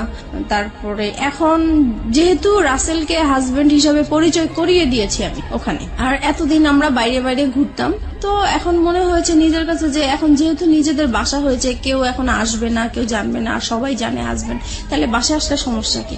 তারপরে আমার এই বাসায় আসা শুরু হলো রাসেলের। জি, রাসেলের। প্রিয় শ্রোতা, আমরা এই জায়গাটায় ছোট্ট একটা বিরতি নিচ্ছি। ভুল এবং অপ্রিয় সত্যের একেবারে মাঝ নদী, যদি বলি একটা নদী, সেটার মাঝ নদীতে নৌকা ডুবছে, সেরকম একটা জায়গাতে আমরা রয়েছি এই মুহূর্তে। হাজবেন্ড আছে, সন্তান আছে, নিজের ব্যবসা আছে এবং ফ্যামিলি আছে। সবকিছুর পরেও নিজের মনের ক্ষুধা এবং ভালোবাসার জায়গাটাতে, এবং যে ভালোবাসা এথিক্যাল পয়েন্ট অফ ভিউ থেকে পাপ বা অনৈতিক, সেই রকম একটা জায়গাতে জেনে শুনে বুঝে লম্বা একটা সময় ধরে এরকম একটা ভুল, যা একেবারেই মানা যায় না। কিন্তু কথা হচ্ছে, সে তো ভুল করেছে কিংবা অপরাধ করেছে, সে কারণেই সে কিন্তু যাহা বলিব সত্য বলিবতে এসছে। এরকম ভুল এবং অপরাধের মধ্যে যারা আছেন, তাদের জন্যই কিন্তু আজকের এই মিতা। প্রিয় শ্রোতা, আমরা ছোট্ট একটা বিরতি নিতে চাই, ঠিক 4 মিনিটের বিজ্ঞাপন বিরতি। এরপরে আমরা আবারও ফিরে আসছি যাহা বলিব সত্য বলিবতে। রাসেলের আপনার বাসায় আসা খুব বেশি সহজ হয়ে গেল, এবং রাসেলকে আপনি পরিচয়ও করিয়ে দিলেন যে ইনি হচ্ছে আপনার হাজবেন্ড। তার আগ পর্যন্ত রাসেলকে আপনি কতটুকু চিনতেন অ্যাজ এ হিউম্যান বিং হিসেবে, তার পরিবার সম্পর্কে এবং তার বাসা কোথায়, কি অবস্থা, ডিটেল কিছু জানতেন? তার বাসা কোথায় সেটা জানতাম, কিন্তু ওনার পরিবারের কারোর সাথেই আমার কখনোই কথা হয় নাই, ইভেন দেখাও হয় নাই। উনি যে কারণটা দেখাতো যে তোমার বিয়ে হয়েছে, বাচ্চা হয়েছে, এই মুহূর্তে যদি আমি কারোর সাথে পরিচয় করিয়ে দেই, তাহলে আমাদের সম্পর্কটা আর কন্টিনিউ করতে দিবে না, এখানেই স্টপ হয়ে যেতে হবে, তখন তুমিও কষ্ট পাবো, আমিও কষ্ট পাবো, আমরা এইভাবেই লুকিয়ে থাকি, যখন হয়ে যাবে তখন আমরা সবাইকে জানাবো। এবং এগুলো আপনি অন্ধের মতো বিশ্বাস করতেন? জি। তারপরে যেটা হচ্ছে যে এখন সে প্রত্যেক দিন বিকেলবেলায় আমার বাসায় আসে, অফিস শেষ করে বাসায় আসে, 8টার দিকে চলে যায়, এভাবেই কন্টিনিউ করতে থাকি আমরা। তারপরে এক সময় সে বলতেছে, আচ্ছা তুমি তো তোমার হাজবেন্ডকে ডিভোর্স দাও নাই, তাহলে এখন যদি এই বিষয়টা কারোর সামনে আমাদের প্রকাশ হয়ে যায়, তাহলে তো তুমিও এখানে বিপদে পড়বে, আমিও বিপদে পড়বো, তোমার তো ডিভোর্স দেওয়া উচিত। তখন আমি হচ্ছে ডিভোর্স দিতে তো টাকা লাগে, এখন আমার কাছে টাকা নাই, তো বলতেছে তুমি কারো কাছ থেকে এখন টাকা পয়সা আনো, আমি দিয়ে দিব। তো আমি আমার বোনের কাছে গেলাম, তো ওকে বললাম যে আমাকে কিছু টাকা পয়সা লোন দে, আমি ডিভোর্স দিয়ে তারপরে পরে আমি তোকে দিয়ে দিব। তো ও আমাকে টাকাটা দিল, দেওয়ার পরে আমি ডিভোর্স দিতে যাব, একটা অ্যাডভোকেটের সাথে কথা হয়েছে আমার। তো সেই মুহূর্তে আমার হাজবেন্ড আমাকে ফোন দিয়েছে, ফোন দিয়ে বলতেছে তুমি তো চলে গেছো বাচ্চাদেরকে রেখে, এখন ওদেরকে তো আমি সামলাতে পারছি না, কান্নাকাটি করছে, তুমি আসো। তো আমি বলছি, আসো মানে আমি তো চলেই গেছি একেবারে, আসবো আবার কোত্থেকে, আমি আর আসবো না। আপনার ওই সময় আপনার বাচ্চার কথা মনে পড়তো না? টু বি অনেস্ট, বাচ্চার কথা মনে পড়তো, কষ্ট লাগতো, কিন্তু মনে হতো যে সবসময় যে আমি আগে সেভ হয়ে নেই, তারপরে আমি একটা সময় আমার বেবিদেরকে আমি আমার কাছে নিয়ে আসবো। তারপরে হচ্ছে পরে আমি বলতেছি, ওকে বলছি যে আমি তো তোমাকে ডিভোর্স দিব, আমি আর আসবো না তোমার কাছে। তখন সে আমাকে বলতেছে, দেখো তুমি এতদিন যেহেতু কষ্ট করেছো, আর কটা দিন কষ্ট করো, আমার মেয়েটার তো ফাইনাল এক্সাম, এই এক্সামটা শেষ হোক, তারপরে তুমি আমাকে ডিভোর্স দাও। তো আমি রাজি হয়ে গেছি। রাসেল তারপরে এটা এগ্রি করে নিচ্ছে তার জায়গা থেকে। জি। ইজ ইট প্লেটোনিক লাভ? প্রথম কথা হচ্ছে, লাভ তো ব্লাইন্ড। আপনারা যখন কমিটমেন্টের জায়গাটায় চলে গেছেন যে আপনারা বিয়ে করবেন বা অমুক জায়গায় করবেন, তখন কোনোভাবেই রাসেলের জায়গাটা থেকে এটা আসা কোনোভাবেই সম্ভব ছিল না। রাসেল যেটা পারমিশন দিচ্ছে সেটা হচ্ছে আপনার সাথে আপনার হাজবেন্ডের কিছুটা সময় স্পেন্ড করা। আলটিমেটলি তো এটাই। এটা যদি আপনাকে লাভ করে থাকে, সেটা কিভাবে সম্ভব? ওকে ফাইন, আমি জানি না, বাট আমার কাছ থেকে যেটা মনে হয় ব্যক্তিগত জায়গা থেকে, if it is really love, then এটা সম্ভব ছিল। যাই হোক, কি হয়েছে না হয়েছে আমরা সামনের দিকে একটু যাই, কিন্তু খুব কনফিউজ হয়ে যাচ্ছে। তারপরে যেটা হয় হচ্ছে আমি আসা যাওয়া করতে থাকি আমার হাজবেন্ডের বাসায়। তারপরে এক সময় সে আসলে এটা একটা চালাকি করে আমার সাথে এই কাজটা করেছে। আমার মেয়ের এক্সামের যেই বিষয়টা, আসলে এটা পুরোপুরি তার একটা চালাকি। ওই আমি যেই টাইমটা তার বাসায় আসা যাওয়া করতাম, সে আমাকে ফলো করতো যে আমি আসলে কোত্থেকে আসি, কোথায় যাই। ওকে, এইটা ধরার জন্যই সে এই ইয়েটা করেছে। তো যাই হোক, এক সময় আমি যখন ওই বাসা থেকে চলে যেতাম, তখন সে পিছে পিছে আমার যে এইভাবে সে আসলে জানতে পারে যে শেষ পর্যন্ত আমি কোথায় আছি। তারপরে আরেকদিন ফোন দেয় যে বলতেছে, ওরা তো অনেকদিন ধরে না খেয়ে আছে, আমি তো রান্না বান্না করতে পারছি না, তুমি আজকে এসে একটু রান্না করো, আমাকে এই বলে নিয়ে আসলো। যাই হোক, আমি বাসায় আসলাম, রান্না বান্না করলাম। এখন বলতেছে, আমি তো খুব অসুস্থ, তুমি এক কাজ করো, ওদের এখানে থাকো, আমি ডাক্তার দেখিয়ে তারপরে তুমি আজকে থেকে যাও, কালকে যেও। পরে আমি তো থাকবো না, কোনো মতেই থাকবো না। পরে বলতেছে, না তোমাকে আজকে থাকতেই হবে। তো যাই হোক, আমি সেদিন রাতে ছিলাম। পরে এখানে কি হয়েছে, আমার ফোন থেকে আমার হাজবেন্ডের ফোনে ডাইভার্ট করা হয়, যেটা মানে আমার ফোনে যে কলগুলো আসবে সেটা ও টের পাবে, SMS যেটা আসে সেটা টের পাবে, ও এরকম একটা মানে কাজ করেছে। তো আমার ফোনে কখন ফোন আসে কখন কি হয় সেটা ও টের পায়, কিন্তু আমি এটা বুঝতে পারিনি এই বিষয়টা। এভাবে আসলে পরে রাসেলের নাম্বার জেনে গেছে ও, ট্র্যাকিং করেছে আপনাকে। জি। তো সেদিন রাতে আমাকে থাকতে বলেছে, তো সেই দিন হচ্ছে ও হসপিটাল থেকে আসছে, আসার পরে আমাকে বলতেছে যে আমার সাথে এখন তোমার ইয়ে করতে হবে, মানে ওকে, সে তার স্বামীর সম্পর্ক হ্যাঁ। অধিকার চেয়েছে। হ্যাঁ। তারপরে আমি বলতেছি যে না, আপনার সাথে তো আমি এটা করব না, কারণ আপনি করে বলা শুরু করেছেন তখন? তখন আপনি করেই বলতাম।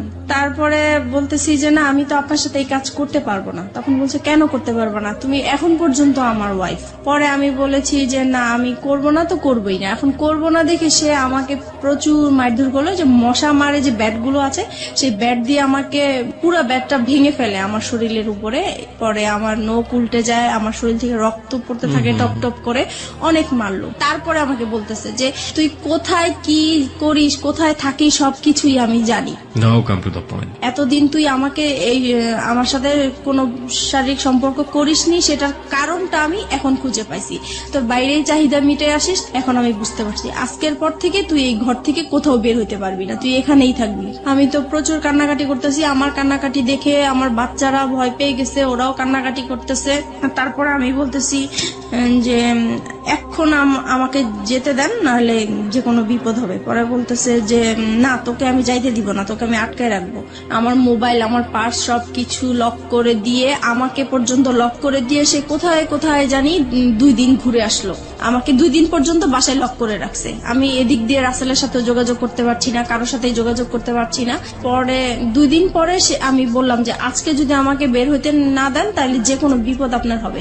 আর আমার মেয়েটা বলতেছে বাবা বাবা মাকে যেতে দাও, আর মাকে মেরো না, মাকে যেতে দাও, মা যেখানে ভালো লাগে মা সেখানেই চলে যাক, তুমি মাকে আর মেরো না। তো আমার মেয়ের কথা শুনে সে আমাকে ছেড়ে দিল।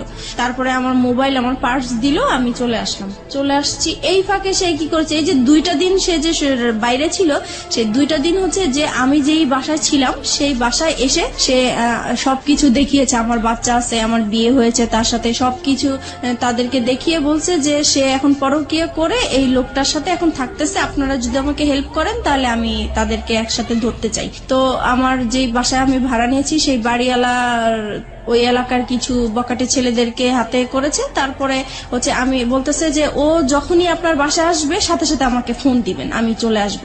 পরে আমি তো বাসায় যাওয়ার পরে সাথে সাথে রাসেলকে ফোন দিলাম যে তাহলে তুমি আসো বিকালে, এসে আমাকে ডিভোর্সের টাকাটা দাও, আমি ওকে ডিভোর্স দিব। তো ও পরে বিকালবেলা আসছে।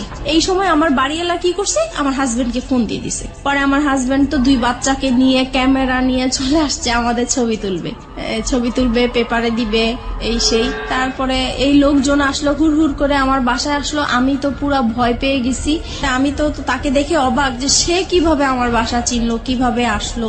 পরে আমাদের 2 জনের মোবাইল ছিল, মোবাইলটা সে হাতে করে নিয়ে গেল, মোবাইল দিল না। তারপরে রাসেলকে সে মারধর করলো। তারপরে বাড়িওয়ালা ছিল, বাড়িওয়ালারা মারধর করলো রাসেলকে, দেন আমাকেও মারধর করলো। পরে আমার মেয়েটা কানাকাটি শুরু করলো যে না, আমার মাকে মেরো না, আমার মাকে মেরো না। পরে আমাকে মারা বন্ধ করছে। রাসেল কি বলছিল এই মুহূর্তে? পরে রাসেলকে জিজ্ঞেস করতেছে তুমি কি একে ভালোবাসো? পরে রাসেল সেই মুহূর্তে বলতেছে হ্যাঁ, আমি ওকে ভালোবাসি। তো বলতেছে যে তুমি জানো না যে ওর হাজবেন্ড আছে, বাচ্চা আছে? পরে রাসেল বলল যে না, আমি তো জানি না তার হাজবেন্ড আছে, বাচ্চা আছে, আমি জানি না। এটা কেমন করে হয়? তুমি তার সাথে হাজবেন্ডের মতো ছিলা, তুমি তার দেখেও তো মানুষ বুঝতে পারে যে তার বিয়ে হয়েছে কিনা, বাচ্চা হয়েছে কিনা। পরে বললো যে হ্যাঁ আমি দেখেছি। তখন বলে এই তো তুমি 2 রকম কথা বলতেছো। পরে বলছে যে যাই হোক হয়েছে, আমি এখন ভালোবাসছি, এখন তুমি কি করতে চাও? পরে বলতেছে যে আমি কিছুই করতে চাই না। এখন ওই আমাদের বাড়িওয়ালার লোকেরা বলতেছে তাইলে তোমার সাথে ওর কি বিয়ে হয়েছে? এখন আমি বলতেছি হ্যাঁ আমাদের বিয়ে হয়েছে। কাদের বিয়ে হয়েছে? আপনার এবং রাসেলের? কারণ আমি এখান থেকে বাঁচার জন্য বলতে চাইছি। আপনি বললেন যে রাসেলের সাথে আপনার বিয়ে হয়ে গেছে, মানে আপনার এক একজন এক এক রকমের কথা বলতেছেন, দিক বিদিক হারা যাকে বলে। জি। তারপর মানে ওই মুহূর্তে কি বলবো, কি বললে বাঁচতে পারবো, এটা আসলে বুঝতে পারছি এবং না। সবকিছু হচ্ছে আপনার ছেলে মেয়েদের সামনে। জি। আপনার মেয়ের বয়স কত তখন? আর তখন আমার মেয়ের বয়স 9 বছর। কোন ক্লাসে পড়ে? তখন সে কেজি 1-এ পড়ে। ও তো মোটামুটি বোঝে তাহলে কি হচ্ছে। এবং আপনার ছেলে?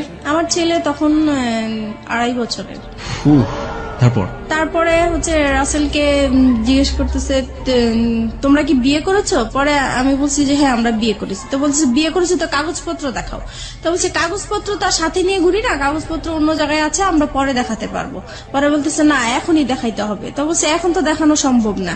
পরে বললো যে তুমি তোমার হাজবেন্ডকে ডিভোর্স দিছো? আমি বলছি না ডিভোর্স দেইনি। পরে তাহলে এটা কেমন বিয়ে? ডিভোর্স দাও নাই, বিয়ে এটা তো বিয়ে হয়নি আসলে। পরে যাই হোক এইভাবে মানে তর্ক বিতর্ক হতেই থাকে। পরে আমার হাজবেন্ড আবার এই দিক দিয়ে কি করেছে, আমার বোন আমার মাকে ফোন দিয়ে জানিয়েছে যে আপনার মেয়ে অ্যাক্সিডেন্ট করেছে, সে মারাই গেছে, এই কথা বলেছে। না তো আমার মা বোন তো আসবে না, এরকম ঝামেলার মধ্যে কখনোই আসবে না। তো এটা তো মারা গেছে শুনে মানে তারাও খুব অস্থির হয়েছিল। তারপরে তারা আসছে, এসে দেখে তো এই কাহিনী। পরে তো আমার বোন ওখানে সবার সামনে বোনের জামাই অপমান করলো যে তুমি এই টাইপের হতে পারবা, আমার বড় বোন হয়ে এরকম একটা কাজ করলা, কখনোই ভাবতে পারি নাই। তারপরে আমার বোনের জামাই যেটা মানে বুদ্ধি করলো যে এখন এখান থেকে বাঁচাতে হবে, এখন কিভাবে বাঁচানো যায়। তো বলছে যে এখন আমরা বিচার করব, হয় দুইজনকে পুলিশে দিব আর নয়তো বিয়ে দিয়ে দিব। এখন রাসেল বলতেছে না আমি ওকে বিয়ে করব না। পরে বলতেছে কেন বিয়ে করবেন না? আপনার ভালোবাসছেন, এতদিন ছিলেন, কেন বিয়ে করবেন না? পরে আমি ওকে বললাম যে কি ব্যাপার তুমি এইগুলো বলছো কেন? পরে ও আমাকে একপাশে আড়ালে ডেকে বলতেছে দেখো আমার এখান থেকে বাঁচতে হবে, এখান থেকে আমি যদি বাঁচতে পারি তুমিও বাঁচবা, এখানে আমাকে তুমি হেল্প করো, আমাকে যাওয়ার জন্য তুমি হেল্প করো। তারপরে আমি ওর কথা আবারও বিশ্বাস করলাম। তারপরে আমি পরে বলতেছি না আমরা বিয়ে করব না। এখন পরে বলতেছি তাহলে আপনি কি করতে চান? আপনি কি আপনার হাজবেন্ডের কাছে ফিরে যেতে চান? আমি বলছি না আমি ওকে বিয়েও করব না, আমি হাজবেন্ডের কাছে ফিরে যাব না। বলে তাহলে কোথায় যাবেন? পরে বলছি কোথায় যাবো সেটা আমার ব্যাপার। যাই হোক এইভাবে পরে আমার ছোট বোনের জামাই বলতেছে আচ্ছা আপনারা ওকে কি করবেন করেন, আমি আমার বোনকে নিয়ে যাই, যেহেতু আমি গার্ডিয়ান না, তার মা আছে, তার মা অসুস্থ হয়ে গেছে, আসতে পারছে না, আমরা যাই বিচার করি না কেন আমরা বিচার করব। এইভাবে পরে রাসেলকে নাকি ওরা আড়াল করে, রাসেলকে আবার একটা রুমে ওরা লক করে রাখছে। তারপর কিছুক্ষণ পরে রাসেলকে বলতেছে তোমার অ্যাড্রেস লিখো, তোমার ফোন নাম্বার লিখো, তোমার মা বাবাকে ডাক দাও, তারা আসুক, তারপরে তারা ছুটায় নিয়ে যাক। এখন রাসেলকে অ্যাড্রেস লিখতে বলছে, রাসেল অ্যাড্রেস লিখছে। তো এখন ওরা আবার চালাকি করে বলতেছে কি যে অ্যাড্রেস একবার লিখছে ওকে আরেকবার লিখতে দেন, মানে পরের বারও কি ঠিক লিখে কিনা বা ভুল লিখে কিনা এটার জন্য পরের বারও দেখে যে একই রকম অ্যাড্রেস লিখছে। যাই হোক তারপরে রাসেলকে একটা রুমে লক করে রাখছে। ওই আমাদের বাড়িওয়ালাটা কি করছে, ওই রুমটাতে যে রাসেলের সাথে কি যেন ফিস করে কথা বলার পরে রাসেলকে ছেড়ে দিল। পরে মানে বাড়িওয়ালাটা এসে বলতেছে যে না আসলে ছেলের কোনো দোষ নাই, ছেলে খুব ভালোই ছিল, ছেলেকে ছেড়ে দেন। পরে রাসেলকে ছেড়ে দিল। ছেড়ে দেওয়ার পরে আস্তে আস্তে পরে বাড়িওয়ালা আমার মাথায় আবার হাত টাত বুলিয়ে বলতেছে যাও মা তুমি চলে যাও, এইভাবে তুমি বাচ্চাদেরকে ছেড়ে আসছো, তোমার লাইফ তো চলেই গেছে, এখন বাচ্চাদের জীবন, বাচ্চাদের দিকে তাকিয়ে হলেও তুমি এরকম স্বামীর সংসার করতেই হবে তোমার। পরে যাই হোক আমার বোনের জামাই আমাকে নিয়ে আসলো, বাচ্চা দুইটা ওর বাবার সাথে চলে গেল, আর রাসেল তো আগেই বের হয়ে গেল। তারপরে আমি আমার মার বাসায় চলে আসলাম। এখন মার বাসায় আসার পরে আমি রাসেলকে ফোন দিলাম, পরপরই আমি রাসেলকে ফোন দিলাম যে দেখো তুমি এরকম কেন করলা, ওখানে তুমি আমাকে চিনোই না, এই না সেই না। তখন সে মানে খুব রাগী হয়ে আমাকে বলতেছে যে দেখো আমি তোমার সাথে এতদিন সম্পর্ক করছি, আমি তোমাকে সত্যিই ভালোবাসছিলাম, কিন্তু তোমার জন্য আমি এত বড় অপমান হবো আমি কখনোই কল্পনা করতে পারি নাই। আজ পর্যন্ত আমার মা আমাকে তুই করেও বলে নাই, মারবে তো দূরের কথা, আর সেইখানে আমি তোমার জন্য রাস্তার মানুষের কাছে মার খেয়েছি, বকা খেয়েছি। আমি আর তোমার সাথে কোনো রকমই সম্পর্ক করব না, তুমি তোমার মতো চলো, আমি আমার মতো চলি। তো আমি বলছি দেখো এখন তোমার জন্য আমি রাস্তায় বের হয়েছি, আজকে আমার ঘর ছাড়লাম, সন্তান ছাড়লাম, তাহলে এখন আমি কোথায় যাব? বলতেছি তুমি কোথায় যাবা, কি করবে, একান্তই তোমার ব্যাপার, আমি আর তোমার সাথে নাই। আপনি এগেইন এই সেন্টেন্সটা রিপিট করেন, আপনি কি বললেন? তোমার জন্য? বলতেছি তোমার জন্য আমি ঘর ছাড়লাম, সংসার ছাড়লাম, সন্তানদেরকে ছেড়ে তোমার আশায় আমি রাস্তায় বের হলাম, এখন তুমি বলতেছো যে তুমি আমাকে চিনো না, আমার দায়িত্ব নিবা না, তাহলে আমি এখন কোথায় যাব? আমরা এই সেন্টেন্সটা এখানে দুইবার বলেছি প্রিয় শ্রোতা। This is a very important sentence of this কি বলা যেতে পারে, রিভিল অফ ট্রুথ। আমরা ফিরে যেতে চাই আপনার কাছে আবারও, বলুন। হ্যাঁ তারপরে সে বলতেছে না আমার পক্ষে আর তোমাকে নিয়ে এগিয়ে যাওয়াটা সম্ভব না। তো বলছি যে দেখো যাই কিছু হয়েছে না কেন এটা সব মানুষ করেছে, আমার কাছ থেকে তো তুমি কোনো খারাপ আচরণ পাওনি এই পর্যন্ত। বলছে না পাইনি। আমি তাহলে তুমি কেন এরকম করতেছো আমাকে? বলে আমি এত কিছু জানি না, আমি এই কথাটাই শুধু বলবো তোমাকে যে তোমার সাথে আমার আজীবন একটা সম্পর্ক থাকবে, আজীবন কথা হবে, কিন্তু কোনোদিন দেখা হবে না। তোমার কোনো যদি বিপদ হয়, তোমার টাকা পয়সা লাগে, আমি তোমাকে সেই দিকে হেল্প করব, কিন্তু তোমার সাথে আর এখন পর্যন্ত আমি আর কোনো সম্পর্ক রাখতে চাই না, ভালোবাসার কোনো সম্পর্ক রাখতে চাই না, একটা ফ্রেন্ডশিপ হিসাবে যতটুকু করার আমি করব। তারপরে যাই হোক, সে ফোনটা রেখে দিল, আমি আর তাকে ফোন টোন দেই নাই। আমার মন খুব খারাপ। এইদিকে মা আমাকে প্রচুর গালাগালি করতেছে, আমার ছোট বোন আমাকে গালাগালি করতেছে, আমার খুবই খারাপ লাগতেছে। শুধু মনে হচ্ছে যে আমার এখন মরে যাওয়াই উচিত, এছাড়া আর কিছু করা উচিত না। কিন্তু কি আর করবো বুঝতেছি না। একদিন পরে আমি তাকে আবার ফোন দেই, রাসেলকে ফোন দেই, খুব কান্নাকাটি করে আমি তাকে বলতেছি, দেখো যেভাবেই হোক তুমি আমাকে ভুল বুঝো না, তুমি এখন আমি কি করবো, আমি তোমাকে ছাড়া বাঁচবো না, তোমাকে এত ভালোবেসে ফেলছি, আমি তোমাকে ভুলতেও পারছি না, ভোলা সম্ভব না, আমি এখন কি করব, তুমি একটা উপায় আমাকে দাও, তুমি যেভাবেই হোক তুমি একটা কিছু করো। আর বলতেছে না, আমি আর কোনো মতেই তোমার সাথে সম্পর্ক কন্টিনিউ করতে চাই না। অনেক বুঝিয়েছি, সে কোনোভাবেই কিছু করবে না। যাই হোক, আমি পরে কি করব, বাসায় এইভাবে আসি। মা আমাকে বলতেছে যে তুমি এখন আমার ঘর থেকে বের হয়ে যাও, তোমার মতো মেয়ে আমার দরকার নাই। যেখানে আমাদের এই এলাকার মধ্যে কোনোদিন কেউ একটা খারাপ কথা বলতে পারে নাই, আজকে তোমার জন্য এলাকা তোমার হাজবেন্ড যখন আইসা বলছে যে তুমি মারা গেছো, আমি রাস্তায় ছিলাম, সেই রাস্তার মধ্যে আমি অজ্ঞান হয়ে পড়ে গেছি, সেখানে মানুষজন জিজ্ঞেস করছে কেন এরকম হয়েছে, সবাই জেনে গেছে, এখন আমি এই মুখ আমি কিভাবে দেখাবো, তোমার জন্য আজকে আমি এত অপমান হলাম, আমি তোমার মতো মেয়ে আমার দরকার নাই, এরকম বললো। পরে এখন আমি ভাবছি কি মার রাগ উঠেছে, হয়তো বা রাগ কমে গেলে পরে ঠিক হয়ে যাবে, কিন্তু না, একদিন দুদিন হয়ে গেল, সে আমার সাথে কোনো কথাও বলে না, আমি খেয়েছি কিনা সেটাও জিজ্ঞেস করে না। পরে আমার কাছে খুবই খারাপ লাগলো। পরের দিন সকালবেলা সে কি করলো, আমার যত জিনিসপত্র আছে সবই সে ঘর থেকে বের করে দিল। এখন আমাকেও বলতেছে যে এখন বের হয়ে যাওয়ার জন্য। পরে শেষ মুহূর্তে আমি আবার রাসেলকে ফোন দিলাম যে দেখো, আমি তো মার বাসায় আশ্রয় নিলাম, এখন মাও আমাকে বের করে দিচ্ছে, এখন আমি কি করব? বলে তুমি কি করবে এটা তোমার ব্যাপার, তুমি আজকের পর থেকে আমাকে আর ফোন দিবা না। তারপরে এইভাবে এখন আমি কি করব, পরে শেষ পর্যন্ত আমি আমার হাজবেন্ডকে ফোন দিলাম। এখন চিন্তা করলাম যে আমার তো আর কোথাও যাওয়ার জায়গা নাই, এখন আমার সেইখানে ছাড়া আর কোথাও যাওয়ার জায়গা নাই, কি করব এখন? পরে ওকে ফোন দিলাম, ও বলতেছে যে তুমি এখন কি করতে চাও? এখন বলছি যে আমি আপনার সংসারে ফিরে যেতে চাই। বলছে যে ঠিক আছে তাহলে আসো, তোমার জন্য তো আমার রাস্তা সবসময় খোলা। তখন আমি বলছি যে একটা শর্ত আছে। বলতেছি কি শর্ত? আমি বলছি কি আপনার সাথে আমি মানে যাব, আবার নতুন করে সংসার করব, ঠিক আছে, কিন্তু আমি আপনার সাথে কোনো স্বামী স্ত্রী সম্পর্ক রাখতে পারবো না। পরে বলছে এটা কেমন কথা, মানে হাজবেন্ড ওয়াইফ থাকবো, সবাই জানবে, অথচ তোমার আর আমার মাঝে স্বামী স্ত্রী কোনো সম্পর্কই থাকবে না, এটা তো হবে না। পরে আমি বলছি না, এটা যদি মেনে নেন তাহলে আমি আপনার সংসারে ফিরে যাবো, নাহলে যাবো। পরে সে বললো যে ঠিক আছে আমি রাজি। এখন সে হুট করে রাজি হয়ে গেল। যাই হোক, আমি যে উকিলের কাছে গিয়েছিলাম ডিভোর্সের জন্য, সেখানে যে আবার ক্যান্সেল করলাম, দুইজনে গেলাম, পরামর্শ নিলাম। উকিল বলল যে তোমরা ভালো হয়ে চলো, যে কোনো বিপদ হলে আমাকে আবার ফোন দিও। এত কিছুর পরও আপনার হাজবেন্ড আপনাকে মানলো, মেনে নিল।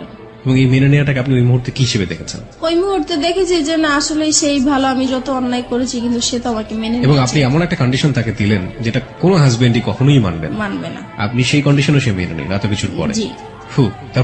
তারপরে গেলাম। তারপরে যাওয়ার পর থেকে এখন যেটা হয়েছে যে আগে আমি যত তার কাছ থেকে অবহেলা, অত্যাচার, টর্চারিং যা পেয়েছি, এখন দ্বিগুণ সে বেড়ে গেল। এখন সে কথায় কথায় আমাকে বলে এতদিন তো তুই বেটা নিয়েছিলি, এখন কেন এই সেই, মানে বিভিন্ন টাইপের খারাপ ভাষায় গালাগালি করে। তারপরে খুব মারধর, আবারও সেই রকম মারধর। আমার মেয়েটা তখন তো বড় হয়ে গেছে, আমি আমার বাচ্চাদেরকে নিয়ে আলাদা ঘুমাই, সে আলাদা রুমে ঘুমায়। তো সেই মুহূর্তে আমার বাচ্চাদের সামনে এসে সে আমাকে খুব জোর জবরদস্ত করে, সে আমাকে খুব মারধর করে, আবারও সেই আগের মতন মারামারি। রুম কয়টা ছিল আপনাদের? একটাই রুম? না, আমাদের রুম ছিল 4টা। বাসা যে বাসায় ভাড়া থাকতেন সে বাসায় 4টা রুম? আপনাদের পার্সোনাল রুম কয়টা টোটাল? আমাদের পার্সোনাল রুম তো একটাই, মানে ওই রুমের মধ্যেই বাচ্চা কাচ্চা এবং আপনারা থাকতেন? না, আমি আমার বাচ্চাদেরকে নিয়ে থাকতাম আর ও আলাদা রুমে থাকতো। তার মানে 2টা রুম ছিল আপনাদের? জি। তাহলে এই যে এই কাজগুলো যখন হয় বা এরকম যখন, তখন বাচ্চা কাচ্চাদের সামনে মারধর কেন করবে, বা বাচ্চা কাচ্চাদের সামনেই কেন এই ডিমান্ড গুলো আসবে? সে মানে আমাকে বলতো তার রুমে যাওয়ার জন্য, আমি যেতাম না, তাই তখন আপনার রুমে চলে আসতো? আমার রুমে চলে আসতো। তারপরে যেটা হয়েছে, মানে এরকম জোর করতো। একটা সময় আমার বাচ্চারা জাগনা থাকতো, তারপরেও সে জোর জবরদস্ত করতো। আমি তাকে এত বলতাম যে দেখেন আমার বাচ্চাগুলো আছে, ওরা তো বুঝতেছে, কেন আপনি ওদের সামনে এরকম করতেছেন? বলতেছে তুই তো খারাপ হয়ে গেছিস, তুই যে খারাপ এটা ওরা জানার দরকার আছে, ওদের বোঝার দরকার আছে, সেই জন্য এরকম করি। তারপরে থেকে কি হতো, আমি রাতে আর ঘুমাতাম না, আমি সারা রাত জেগে থাকতাম। আমার সারাক্ষণ ভয় করতো যে সে কখন আসে, কখন মারধর করে, তাই ঘুমাতাম না। এক সময় সে আমার বালিশ, আমার কাঁথা এগুলো নিয়ে যেত যেন আমি ঘুমাতে না পারতাম। সে মানে ফ্যান বন্ধ করে রাখতো, লাইট জ্বালায় আপনি এরকম রাখতো। ক্রেজি কেন হয়ে গেলেন? আপনি স্বামী হিসেবে তাকে মানছেন, স্বামীর অধিকার তাকে দিচ্ছেন না কেন? কারণ দিচ্ছি না, আমার শুধুই এটা মনে হচ্ছে যে তার জন্যই আমি আমার রাসেলকে হারালাম। সেই মুহূর্তে রাসেলকে মানে ভুলতে পারছি না, রাসেলের জন্য আমার খুব কষ্ট হচ্ছে। যেখানে প্রত্যেক দিন আমি রাসেলের সাথে দেখা হয়, একদিন দেখা না হলে আমার খুব কষ্ট হয়, সেই মুহূর্তে তার সাথে আমার কথা হচ্ছে না, দেখা হচ্ছে না।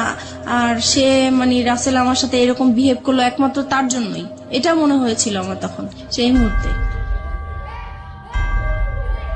চলুন আমরা ফিরে যাই মিতার কাছে। মিতা, যে জায়গাটিতে আমরা ছিলাম, আপনি বলছিলেন যে আপনার হাজবেন্ডের সাথে, তখনও তিনি আপনার হাজবেন্ড, যদিও আপনি মন থেকে মানতে পারেন না, আপনার কাছে ওনার স্বামীর অধিকার চাওয়াটাই স্বাভাবিক, সেটা আপনি দিতে পারতেন না। এবং সেখানে খুব সহজ সরল একটা কথা আপনি বলেছিলেন একটু আগে, যেটা অনেকেই স্বীকার করবেন না। The real hard truth is যে ওই ছেলেটা, যে ছেলেটার সাথে আপনার অ্যাডাল্টারি সম্পর্ক, অ্যাডাল্টারি মানে অনেকেই বুঝবেন বাংলাতে হয়তো পরকীয়া বলে এটাকে, ওই অ্যাডাল্টারি সম্পর্কের এক ধরনের লাভ বলতেছেন আপনি সেটাকে, এবং মনে হতো যে ওই ছেলেটাকে তো সরে যাওয়ার পেছনে এই আমার হাজবেন্ডই দায়ী। তারপর হচ্ছে এরকম জোরাজোরি করতে থাকে। একদিন আমি বলেছিলাম যে আসলে আমার মনটা তো খুব খারাপ, আমার শারীরিক অবস্থা খারাপ, মানসিক অবস্থা খারাপ, এর জন্য হচ্ছে না, আমি একটু সুস্থ হয়ে নেই। তো বলতেছে তো কি করা উচিত? তো আমি বলতেছি তাহলে আমার একটু ডাক্তারের কাছে যাওয়া উচিত, মানসিক ডাক্তারের কাছে যাওয়া উচিত। তো সে বললো ঠিক আছে তাহলে যাও তুমি। পরে আমি পিজি হসপিটালে যাই, ওখানে দেখাই একজন বিশেষজ্ঞকে। তারপরে সব কথাই উনাকে বললাম, উনি আমাকে প্রেসক্রিপশন করে দিল, আমাকে নিতে বললো। আমি ওই হসপিটালে গিয়েছিলাম, তো ওখানে জ্যামের জন্য আমি কিছু সময় আর কি ব্যয় হয়েছে আমার, তো আসতে দেরি হচ্ছিল। আমাকে ফোনের উপরে ফোন করে যাচ্ছে, ফোনের উপর ফোন করে যাচ্ছে। তো আমি বলতেছি আমি তো জ্যামে পড়ে আছি, এজন্য আসতে দেরি হয়েছে। পরে যাই হোক বাসায় আসলাম, আসার পরে সে কি করলো, আমাকে টেনে নিয়ে অন্য একটা তার রুমে নিয়ে গেল, নিয়ে যে আমার মানে কাপড় চোপড় যা আছে সব খুলে আমাকে চেক করতে লাগলো। তো আমি বললাম কি ব্যাপার, আপনি এরকম করছেন কেন? বলতেছে তুই এত দেরি করলি কেন, নিশ্চয়ই তুই কারোর সাথে কিছু করে আসছিস, সেটাই আমি চেক করছি। তখন এইভাবে আর কি পরে আরো অশান্তি, সেই দিন আমাকে খুব মারধর করলো। পরে আমি চিন্তা করলাম যে না আমি আর থাকবো না, কিন্তু থাকবো না তো কোথায় যাব বুঝতেছি না। পরে সেদিন রাতে আবার সে কোথায় জানি ছিল, বাসায় আসা নেই। পরে সেদিন রাতে আমি আবার মনে হলো যে আমি একটু রাসেলকে ফোন দিই, একটু ট্রাই করে দেখি। পরে আমার কাছে একটা ফোন ছিল, আমি লুকিয়ে রাখছিলাম ওইটা। আমার তো এমনিতে ফোন টোন সব নিয়ে গেছে, তারপরে যেটা ছিল সেটা আমি লুকিয়ে রাখছি, ওইটা বের করে আমার আলাদা একটা সিম ছিল, ওইটা দিয়ে আমি রাসেলকে ফোন দিয়েছি। পরে ফোন দেওয়ার পরে রাসেল কি করলো, মানে খুব কান্নাকাটি, মানে কান্না কণ্ঠে সে আমার সাথে কথা বললো, আর আমি তো কান্না করতেছি। পরে আমি বলতেছি যে কি ব্যাপার, কেমন আছো? তো সে বলতেছে যে আমি তো ভালো নাই, তোমাকে ছাড়া আমি কিভাবে ভালো থাকবো? তো এটা শুনে আমার আরো বেশি কান্না বলে, কারণ তার প্রতি এখনো আমার ভালোবাসা আছে। তো আমি বলছি কি ব্যাপার, তুমি এরকম কথা বলছো কেন? তোমার জন্যই তো আজকে আমি এখানে চলে আসছি, তুমি কেন এই ধরনের কথা বলতেছে? বলে যে আমি তো তখন বুঝতে পারি নাই, তুমি চলে গেলে আমার এতটা কষ্ট হবে, আমি আসলেই খুব কষ্টে আছি। তো বলছি দেখো আমিও তো কষ্টে আছি, আগে যেরকম যন্ত্রণা করতো তার চাইতে এখন আরো বেশি বেড়ে গেছে, তাই আমি থাকতে পারছি না। পরে বলতেছে তাহলে তুমি এক কাজ করো, তুমি আর একটা মাস থাকো, একটা মাস পরে আমি তোমাকে যে কোনো একটা কিছু করব। তো আমি বলছি দেখো আমার কাছে আমি যদি একটা মাস থাকি তাহলে আমার এখানে লাশ বের হবে, আমি আর থাকবো না, ও যেভাবে আমাকে টর্চার করতেছে। পরে বলতেছে তাহলে তুমি কি করতে চাও? এখন আমি বলছি কি দেখো আমি ওকে আজকেই বের হয়ে যেতে চাই, বের হয়ে ওকে আমি একটা ডিভোর্স দিয়ে দিব সাথে সাথেই। তারপরে আমি কারো কাছে ধরো এক মাস, তুমি যেহেতু সময় নিতে চাচ্ছ, এক মাস আমি কোথাও আশ্রয় নিব, তারপরে তুমি যেটা করবে আমি সেটাই প্রস্তুত থাকবো। পরে বলতেছে যে ঠিক আছে তাহলে তুমি যেটাই করো ভেবে চিন্তে করো। পরে আমি কি করলাম, পরে আমি এখন বের হয়ে যাব। পরের দিন চিন্তা করছি, কাপড় চোপড় নিয়েছি, মানে পরেছি। এখন সে আমার পার্টস আর মোবাইল তো আটকে রাখছে, আমি তো নাম্বার কারোর সাথে যোগাযোগ করবো বা কিছু সেই রকম কোনো ব্যবস্থা নাই। পরে আমি বলতেছি আমার পার্টস দেন, আমি একটু বাইরে যাব। সে বলে বাইরে কোথায়? আমি বাইরে আমার একটু কাজ আছে, আমি যাব। সে আমাকে যেতেই দিবে না। পরে এটা নিয়ে অনেক মারধর হইলো। তারপরে বিকাল দিকে বলতেছে কি যে আচ্ছা ঠিক আছে আপনার পার্টস আপনার মোবাইল আমি সবই দিব, কিন্তু এখানে হচ্ছে আমার কথা শুনতে হবে। আমি কি যে কালকে আমরা আমার মেয়েটা যখন বাইরে যেতে চাচ্ছে তাহলে কালকে আমরা ঘুরতে যাই, তারপরে আপনি যা বলবেন তাই আমি শুনবো। তো বলছে ঠিক আছে তাহলে আমার মোবাইল আমার পার্টস আমার কাছে দিয়ে দিতে হবে। বলছে ঠিক আছে দিয়ে দিব। পরে আমি এই সেদিন শুক্রবার ছিল, স্কুল বন্ধ ছিল, তো সেই ফাঁকে আমরা ঘুরতে বের হয়েছি। আর আমার উদ্দেশ্য ছিল যে আমি কোন রকম ঘর থেকে বের হতে পারলেই হয়েছে। এই পরে আমি ওদের সাথে এর জন্য রাজি হয়েছি যাওয়ার জন্য। পরে আমি যখন বাইরে বের হলাম, বের হওয়ার পরে কিছু দূর আসার পরে আমি বলতেছি আপনারা আপনাদের মতো যান, আমি আমার মতো যাই। সে তো এই খেপে গেছে, কি ব্যাপার, মানে কি বলতে চাচ্ছ? আমি বলছি, আমি আর আপনাদের সাথে যাব না। কোথায় যাবো? আমি আমার মতো যাব। কোথায় যাব? আমি যেখানেই যাই আমি আপনার সাথে আর যাবো না, আপনার সাথে থাকবো না। এই বলার পরে সে রাস্তা, তখন জুমাবার ছিল, শুক্রবার, সবাই নামাজ পড়ে আসতেছে। এই সময় আমাকে রাস্তার মধ্যে অনেক মারধর করলো। আর রাস্তার মানুষ নামাজ পড়তেছে, পড়ে যাচ্ছে, সবাইকে আমি মানে এত কান্নাকাটি করে বললাম যে আমাকে একটু হেল্প করেন, কেউ আমার দিকে মানে সাহায্যের হাত বাড়িয়ে দিল না। সবাই শুধু বললো যে আপনারা স্বামী স্ত্রী ঝগড়া করছেন, বাসায় যে করেন, এটা বাহিরে নিয়ে আসেন না, মানুষ খারাপ বলছে। কিন্তু আমি যে বাসায় কতটা অত্যাচার হচ্ছি সেটা তো মানুষ বুঝতেছে না। আমি বলার চেষ্টা করতেছি, কেউ আমাকে মানে হেল্প করতে চাচ্ছে না। যাই হোক, তারপরে পরে আমি বললাম যে ঠিক আছে, আমি আসলে যাচ্ছি আমার অ্যাডভোকেটের কাছে, আমাকে যেতে দেন।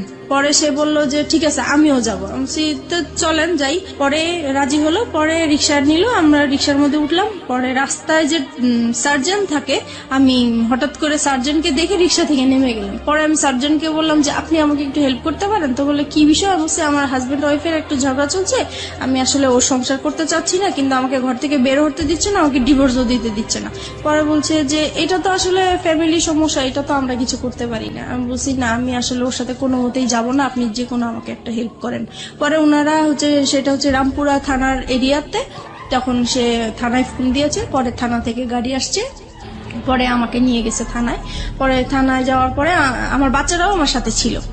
যখন থানায় গিয়েছি তখন ওই পুলিশরা জিজ্ঞেস করতেছে কি ব্যাপার, আপনার সমস্যা কি? তারপর আমি সবকিছু খুলে বললাম। এখানে একটা জিনিস আমি মিস করে গেছি, যেদিন বৃহস্পতিবার দিন রাতে সে যখন আমার সাথে মানে রাতে এসছিল জন্য, তখন আর কি আমি দেখে সে পরে আমার রুম থেকে চলে গেছে। চলে যাওয়ার কিছুক্ষণ পরে যখন আমি ঘুমায় পড়ছি, তখন সে কি করছে, ওই যে মশলা বাটে পাটা পুতা যেটা বলা হয়, ওইটা নিয়ে আসছে, আমার মাথায় বাড়ি দিয়ে আমাকে মেরে ফেলবে। পুতা দিয়ে মেরে ফেলতে চাইছিল, সেটা আমার মেয়ের জন্য আমি বেঁচে গেছি। তারপরে শুক্রবারে আমি ডিসাইড করলাম যে এখানে আর আমি থাকবো না, যেহেতু আমার জীবনের ঝুঁকি হয়ে যাচ্ছে। তারপর সেই ঘটনাগুলোই আমি থানাতে বললাম। তারপরে উনারা বলল যে আমরা শিওর আপনারা আর 1 মাস 2 মাস পরে আবার মিলে যাবেন। আমি এরকম কেস অনেক দেখেছি, কিন্তু আপনারা উনার নামে মামলা করা বা জিডি করা এটা ঠিক হবে না, আপনারা মিলে যান। ওনারা অনেক বোঝাচ্ছে আমাকে মিলে যাওয়ার জন্য, কিন্তু ওনাদের জায়গা থেকে এটা হ্যাঁ, পারফেক্ট। তারপরে উনারা জিডি লিখবেও না, বলতেছে না আমরা লিখবো না। পরে যাই হোক অনেক কিছু বললাম আমি, তারপরে লিখলো, জিডিটা লিখলো। লেখার পরে পরে আমাকে বলতেছে যে আপনি এখন কোথায় যাবেন? আমি এখন আমার একটা দুঃসম্পর্কে বোন আছে, ওনার বাড়িতে যাব, ওখান থেকে যেয়ে আমি তাকে ডিভোর্স দিব। বলছে যে ঠিক আছে, আপনি যখন থাকবেন না তাহলে তো আর জোর করার কিছু নেই, আপনি চলে যান। আমি বলছি যে দেখেন, আমি এখন যদি চলে যাই, সে আমার পিছে পিছে যাবে, রাস্তায় একটা সিন ক্রিয়েট করবে, আপনারা আমি যাওয়া পর্যন্ত ওনাকে আটকে রাখেন। তো বলছে ঠিক আছে আমরা করতেছি। পরে ওকে আটকে রাখছে, আমি চলে আসছি আমার একটা দুঃসম্পর্কের বোনের বাসায় চলে আসছি। আসার পরে ওদের কাছ থেকে 2-3 দিন মানে শুক্রবার শনিবার হচ্ছে মানে সরকারি অফিস বন্ধ থাকে, আদালত বন্ধ থাকে, তাই আমি ওকে ডিভোর্স দিতে পারি নাই। রবিবারে আমি ওকে ডিভোর্স দিয়ে দিয়েছি। ওকে, তারপর ডিভোর্স দেওয়ার পরে আমি পরে রাসেলকে জানিয়েছি যে দেখো আমি ওকে ডিভোর্স দিয়েছি, আমি চলে আসছি। পরে বলছে ঠিক আছে, তাহলে তুমি এখন কি করতে চাও? তুমি যদি এখন ঢাকায় থাকো তাহলে তো তোমাকে ধরে নিয়ে আবার, আর ডিভোর্সের বিষয়টা আমাকে উকিল বলেছে যে 3 মাসের মধ্যে যদি আপনাদের আবার মিল হয়ে যায় তাহলে এই ডিভোর্সটা ক্যান্সেল হয়ে যাবে, আর 3 মাসের পরে যদি কিছু হয় তাহলে ডিভোর্সটা সম্পূর্ণ হবে। তাই এখন চিন্তা করতেছি যে 3 মাস আমাকে অন্তত ওর কাছ থেকে দূরে থাকতে হবে, কি করা যায় এখন। পরে আমি রাসেলকে বললাম যে দেখো, আমি তো আমার এরকম আপন মার সাথে একবার দেখা করেছিলাম, সে বলেছে যে কোনো সময় যদি আমার কাছে আসতে চাও, তুমি একটা অ্যাড্রেস দিয়েছিল, সেই অ্যাড্রেসটা আমার মনে আছে, আমি কি ওইখানে যাবো? তো বলছে ঠিক আছে যাও, আর তোমার মার সাথেও দেখা করে আসো, ভালোই হবে বিষয়টা। তো আমার মার বাড়ি আর দাদা বাড়ি কাছাকাছি ছিল, কিন্তু দাদা বাড়ি আমি যাই নাই, কারণ হচ্ছে যে আমার প্রত্যেকটা কাগজপত্রের মধ্যে আমার দাদা বাড়ির অ্যাড্রেস ছিল। সে ভালো, আমার হাজবেন্ড ভালো করেই জানে যে ওই অ্যাড্রেসটা। আমার চিন্তা ছিল ওখানে গেলে আমাকে খুঁজে বের করে ফেলবে, এরকম কিছু মনে হয়েছিল আমার কাছে, সেজন্য আমি আমার দাদা বাড়ি যাইনি, আমার নানা বাড়িটা খুঁজে বের করছি। খুঁজে বের করার পরে গিয়েছি ওখানে, সবাই আমাকে প্রায় অনেক বছর পরে আমাকে দেখেছে, সবাই ছোট দেখেছে, কেউ চিনতেও পারে নাই। যাই হোক, পরিচয় দেওয়ার পরে সবাই খুব কান্নাকাটি করলো, এত বছর পরে তোমাকে দেখলাম, আমরা আশাও করি নাই। ওখানে ছিলাম, ভালোই ছিলাম কিছুদিন। হঠাৎ করে সে আমাকে মানে কিভাবে জানি জানতে পারলো আমি ওখানে আছি। তারপরে সে আমার নানা বাড়িতে আমাকে খুঁজতে গেল। পরে মানে আপনার হাজবেন্ডের নাম কি ছিল? আমার হাজবেন্ড নাম জামান ছিল। জামান, মানে জামানই খোঁজটা পেল, রাইট? ওকে, তারপর তারপরে সে আমার মামা বাড়ি গেল, যাওয়ার পরে ওখানে যে আর গ্রাম সাইডটা হচ্ছে এরকম যে মেয়েরা স্বামী ছেড়ে অন্য কোথাও চলে যাবে, এটা খুবই একটা খারাপ চোখে দেখে এবং বাতাসের আগে কথা ছড়া, জি। Right. So we know the situation, ultimately কি হলো? আলটিমেটলি সে ওখানে যে আমার মামাকে বললো যে আমি অন্য একটা ছেলে হাত ধরে চলে আসছি, এই সেই পুরো ডিটেল কাহিনী যেটা বললো, দ্য রিয়েল স্টোরিটাই বলেছে সে হ্যাঁ, ওখানে। হ্যাঁ। তার তার তার ফরে গিয়েছে ব্যাপারটা, কারণ পৃথিবীর কেউ এটা বিলিভ করবে না, এবং মেয়েটার যে আসলে কোনো কারণ থাকতে পারে ওখানে যাওয়ার, সেটাও সে কেউ মানতে চাইবে না, যেমন ভাবে মানতে চাচ্ছে না ফেসবুকের অসংখ্য শ্রোতা। ওই তো হ্যাঁ। গ্রামের সবাই আর কি আমাকে খারাপই বলছে। তারপরে আমার মামা শুধু একটাই বললো যে দেখো তুমি যদি কোনো না কোনো ভাবে অশান্তি যদি নাই করে থাকো, তাহলে সে এত বছর পরে 2টা বাচ্চা ফেলে কেন বের হবে? বুঝলাম তার অপরাধ আছে। আচ্ছা যাই হোক, তুমি যদি তোমার মা বাবাকে এখানে আমাদের কাছে নিয়ে আসতে পারো আর আমাদের কাছে সরি বলবা, আর এরকম কখনোই এরকম কিছু হবে না যদি বলো, তাহলে আমি তোমার কাছে উঠাই দিব। The big point and the question is, শান্তির জন্য সে রাসেলের হাত ধরেছে। শান্তি কি সে শেষ পর্যন্ত পেয়েছে? আমরা অনুষ্ঠানের শেষের দিকে চলে আসছি ধীরে ধীরে। ওকে ফাইন, আমি রাসেলের প্রসঙ্গে স্ট্রিক্ট থাকতে চাই। রাসেলকে আপনি তো ডিভোর্স দিয়ে দিলেন, তারপরে কি আপনি বললেন যে এবার আমাদের বিয়ে করা উচিত? রাসেলকে হ্যাঁ বলেছি তো, সে তখন বলেছে, সে কি বলে? তখন বলেছে যে 3 মাস পার না হলে তো করতে পারবে না। ফাইন, 3 মাস পরে কি হলো?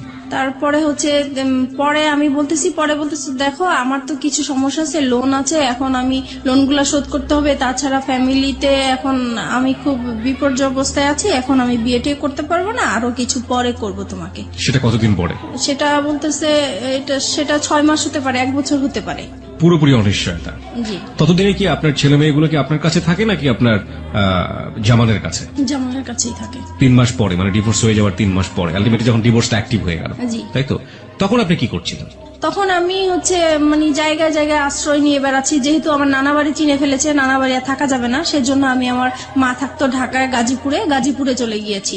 তারপরে গাজীপুরে যাওয়ার পরে ওখানেও সে বের করে ফেলেছে। আর ওখানে একটা ইতিহাস হয়েছে, যেটা হচ্ছে যে আমার মার যেই দ্বিতীয় হাজবেন্ড, ওনার সাথে আমার হাজবেন্ডের এক্স হাজবেন্ডের আর কি একটা ভালো সম্পর্ক হয়ে গেছে। আর আমার হাজবেন্ড হচ্ছে তাকে টাকার লোভ দেখিয়েছে যে আপনি যদি ওকে আমার হাতে তুলে দিতে পারেন তাহলে আপনাকে টাকা দিব। আপনার হাতে তুলে, মানে ওর হাতে তুলে দিলে লাভটা কি হবে? ও কি করতে চায় আপনার সঙ্গে? আমার সাথে মানে সে সংসার করবে। এখনো সে সংসার করবে? হ্যাঁ, এখনো সে সংসার করবে। মানে ডিভোর্স হয়ে যাওয়ার পরও সে সংসার করবে? কেন করবে? কেন করবে সেটা আমি জানি। সে সবাইকে কজ দেখায় যে 2টা বাচ্চার জন্য হলেও আমি তাকে নিতে চাই। সে যত কিছুই করুক না কেন, আমি 2টা বাচ্চার জন্য হলেও সংসার করতে চাই। ওকে। পরে উনি এরকম আর কি। আর তারপরে এই যখন ওনাকে টাকার লোকটা দেখিয়েছে, তারপর থেকে ওই লোকটা আমাকে সব সময় জ্বালাতন করতো, বলতো চলে যাও, তুমি থাকতে পারবে না আমার বাসায়, এই সেই অনেক যন্ত্রণা করতো। পরে একটা সময় আমার আর ওইখানে থাকা হতো না, আমি খুব কষ্ট পেতাম। পরে আমি চিন্তা করলাম যে আমি এখন কোথায় যাব, সবকিছুই তো হারিয়ে ফেললাম, কার কাছে এখন যে আশ্রয় নিতে পারি। তখন আমার মাথায় একটা জিনিস আসলো যে আমি এখন পর্যন্ত আমার বাবার কাছে যাইনি, আমার বাবার আশ্রয়টা বাকি আছে, আমি সেখানে যাব। পরে আমি বাবাকে খুঁজে বের করলাম, পরে বাবার কাছে আমি আশ্রয় নিলাম। বাবার কাছে আশ্রয় নেওয়ার পরে সে আবার ওই একইভাবে মানে টের পেয়ে গেল আমি বাবার কাছে আছি। তারপরে হচ্ছে সে আমার সাথে ওইখানে আসছে, আমার বাবার কাছে আসছে, এসে আমার বাবাকে বিশ্রী ভাষায় গালাগালি করলো, আমাকে গালাগালি করলো, করার পরে আমাকে থ্রেট দিল যে মেরে ফেলবে, আমার বাবা সহ মেরে ফেলবে, এই সেই। পরে আমি আবার জিডি করতে গেলাম ওর নামে, যেহেতু আমাকে থ্রেট দিচ্ছে আমি এখন ওর নামে জিডি করব। পরে আমি রামপুরা থানায় আবার গেলাম, যাওয়ার পরে বলতেছে যে আপনি এখন যে এরিয়ায় আছেন ওই থানায় যেয়ে বলবেন, এখন আর আমাদের কোনো কাজ নেই। তারপরে আমি এখন যে এরিয়া আছি ওই থানায় গেলাম, ওই থানায় যাওয়ার পরে সে আর কি আমাকে জিডিটা লিখলো। তারপরে বলতেছে যে এবার আচ্ছা আমরা তো জিডি লিখছি, আমাকে চা খাওয়ার জন্য পয়সাটা দেন, কিছু পয়সা দেন। পরে বলতেছি যে দেখেন আমার কাছে তো কোনো পয়সা নাই, আমার অবস্থা খুবই খারাপ। তো বলতেছে আপনাকে দেখে তো মনে হয় না যে আপনার কাছে পয়সা নাই। আমাকে দেখেন পুলিশ ঘুষ চাচ্ছে আর কি। জি। তো আমি বলতেছি দেখেন সত্যিই আমার কাছে পয়সা নাই। বলে পয়সা না থাকলে আপনি এত পাংপুং করে বেড়ান কেন? তো বলছি এটা তো আমার অভ্যাস হয়ে গেছে, এখন আমি যদি ভালো থাকতে চাই, এখন আমি কিভাবে খারাপ থাকবো, ইচ্ছা করে কিভাবে খারাপ থাকবো? বলে অত কিছু বুঝি না, আমাদের চা খাওয়ার জন্য পয়সা দিতেই হবে। তো আমি পরে পার্সটা ওনাকে দেখিয়ে দিলাম যে দেখেন এই যে আমার সত্যি আমার কাছে টাকা নেই। পরে যাই হোক উনি কোন রকমের জিডিটা লিখে আমার কাছে একটা পেপারস দিল, দিয়ে পরে বললো যে এবার আপনি যান। পরে বলতেছে আচ্ছা আরেকটা, পরে লাস্টের দিকে ডেকে বলতেছে আপনার হাজবেন্ড আপনাকে কোথায় এরকম করছে, রাস্তায় হয়রানি করেছে? তা বলছি এটা এয়ারপোর্ট এলাকায় করেছে। বলতেছে তাহলে আপনি এক কাজ করেন, আপনি এয়ারপোর্টে একটা জিটি করেন ওনার নামে। পরে আমি কি করলাম, আমি সাথে সাথে আবার এয়ারপোর্ট থানায় গেলাম। তো এয়ারপোর্ট থানায় গিয়েছি, পরে বলেছি সব বিষয়টা। পরে বলছে তাহলে তো আপনি ওখানে জিডি করেছেন, এখানে জিডি তো বারবার তো জিডি হয় না। তো আমি বলছি ওনারাই পাঠাইছে, আমি এখন কি করব। পরে দেখি আপনার জিডি পেপারটা দেখি, তো ওই এসআইটা পেপারটা দেখে বলতেছে আপনার তো জিডি কমপ্লিট হয়নি। আমাকে কেন? বলছে না এটা তো থানার সিল থাকবে এবং আপনার এইটাকে হ্যান্ডেল করবে সেই অফিসারের নাম থাকবে, কিন্তু এখানে তো কিছুই নেই। বলে আসলে আমার কাছে উনি টাকা চেয়েছিল তো আমি দিতে পারি নাই, হয়তো বা এটা হচ্ছে। পরে উনি আবার ওই থানায় ফোন দিল, তারপর ওনাদেরকে বললো কেন আপনারা এই কাজটা করলেন, তাড়াতাড়ি ওনার কাজটা কমপ্লিট করেন। পরে আমাকে আবার পাঠালো। পরে ওখানে বড় কর্মকর্তা যে ছিল সে আমাকে সরি টরি বলে তারপরে আমার কাজটা কমপ্লিট করে দিল, জিডি করে দিল।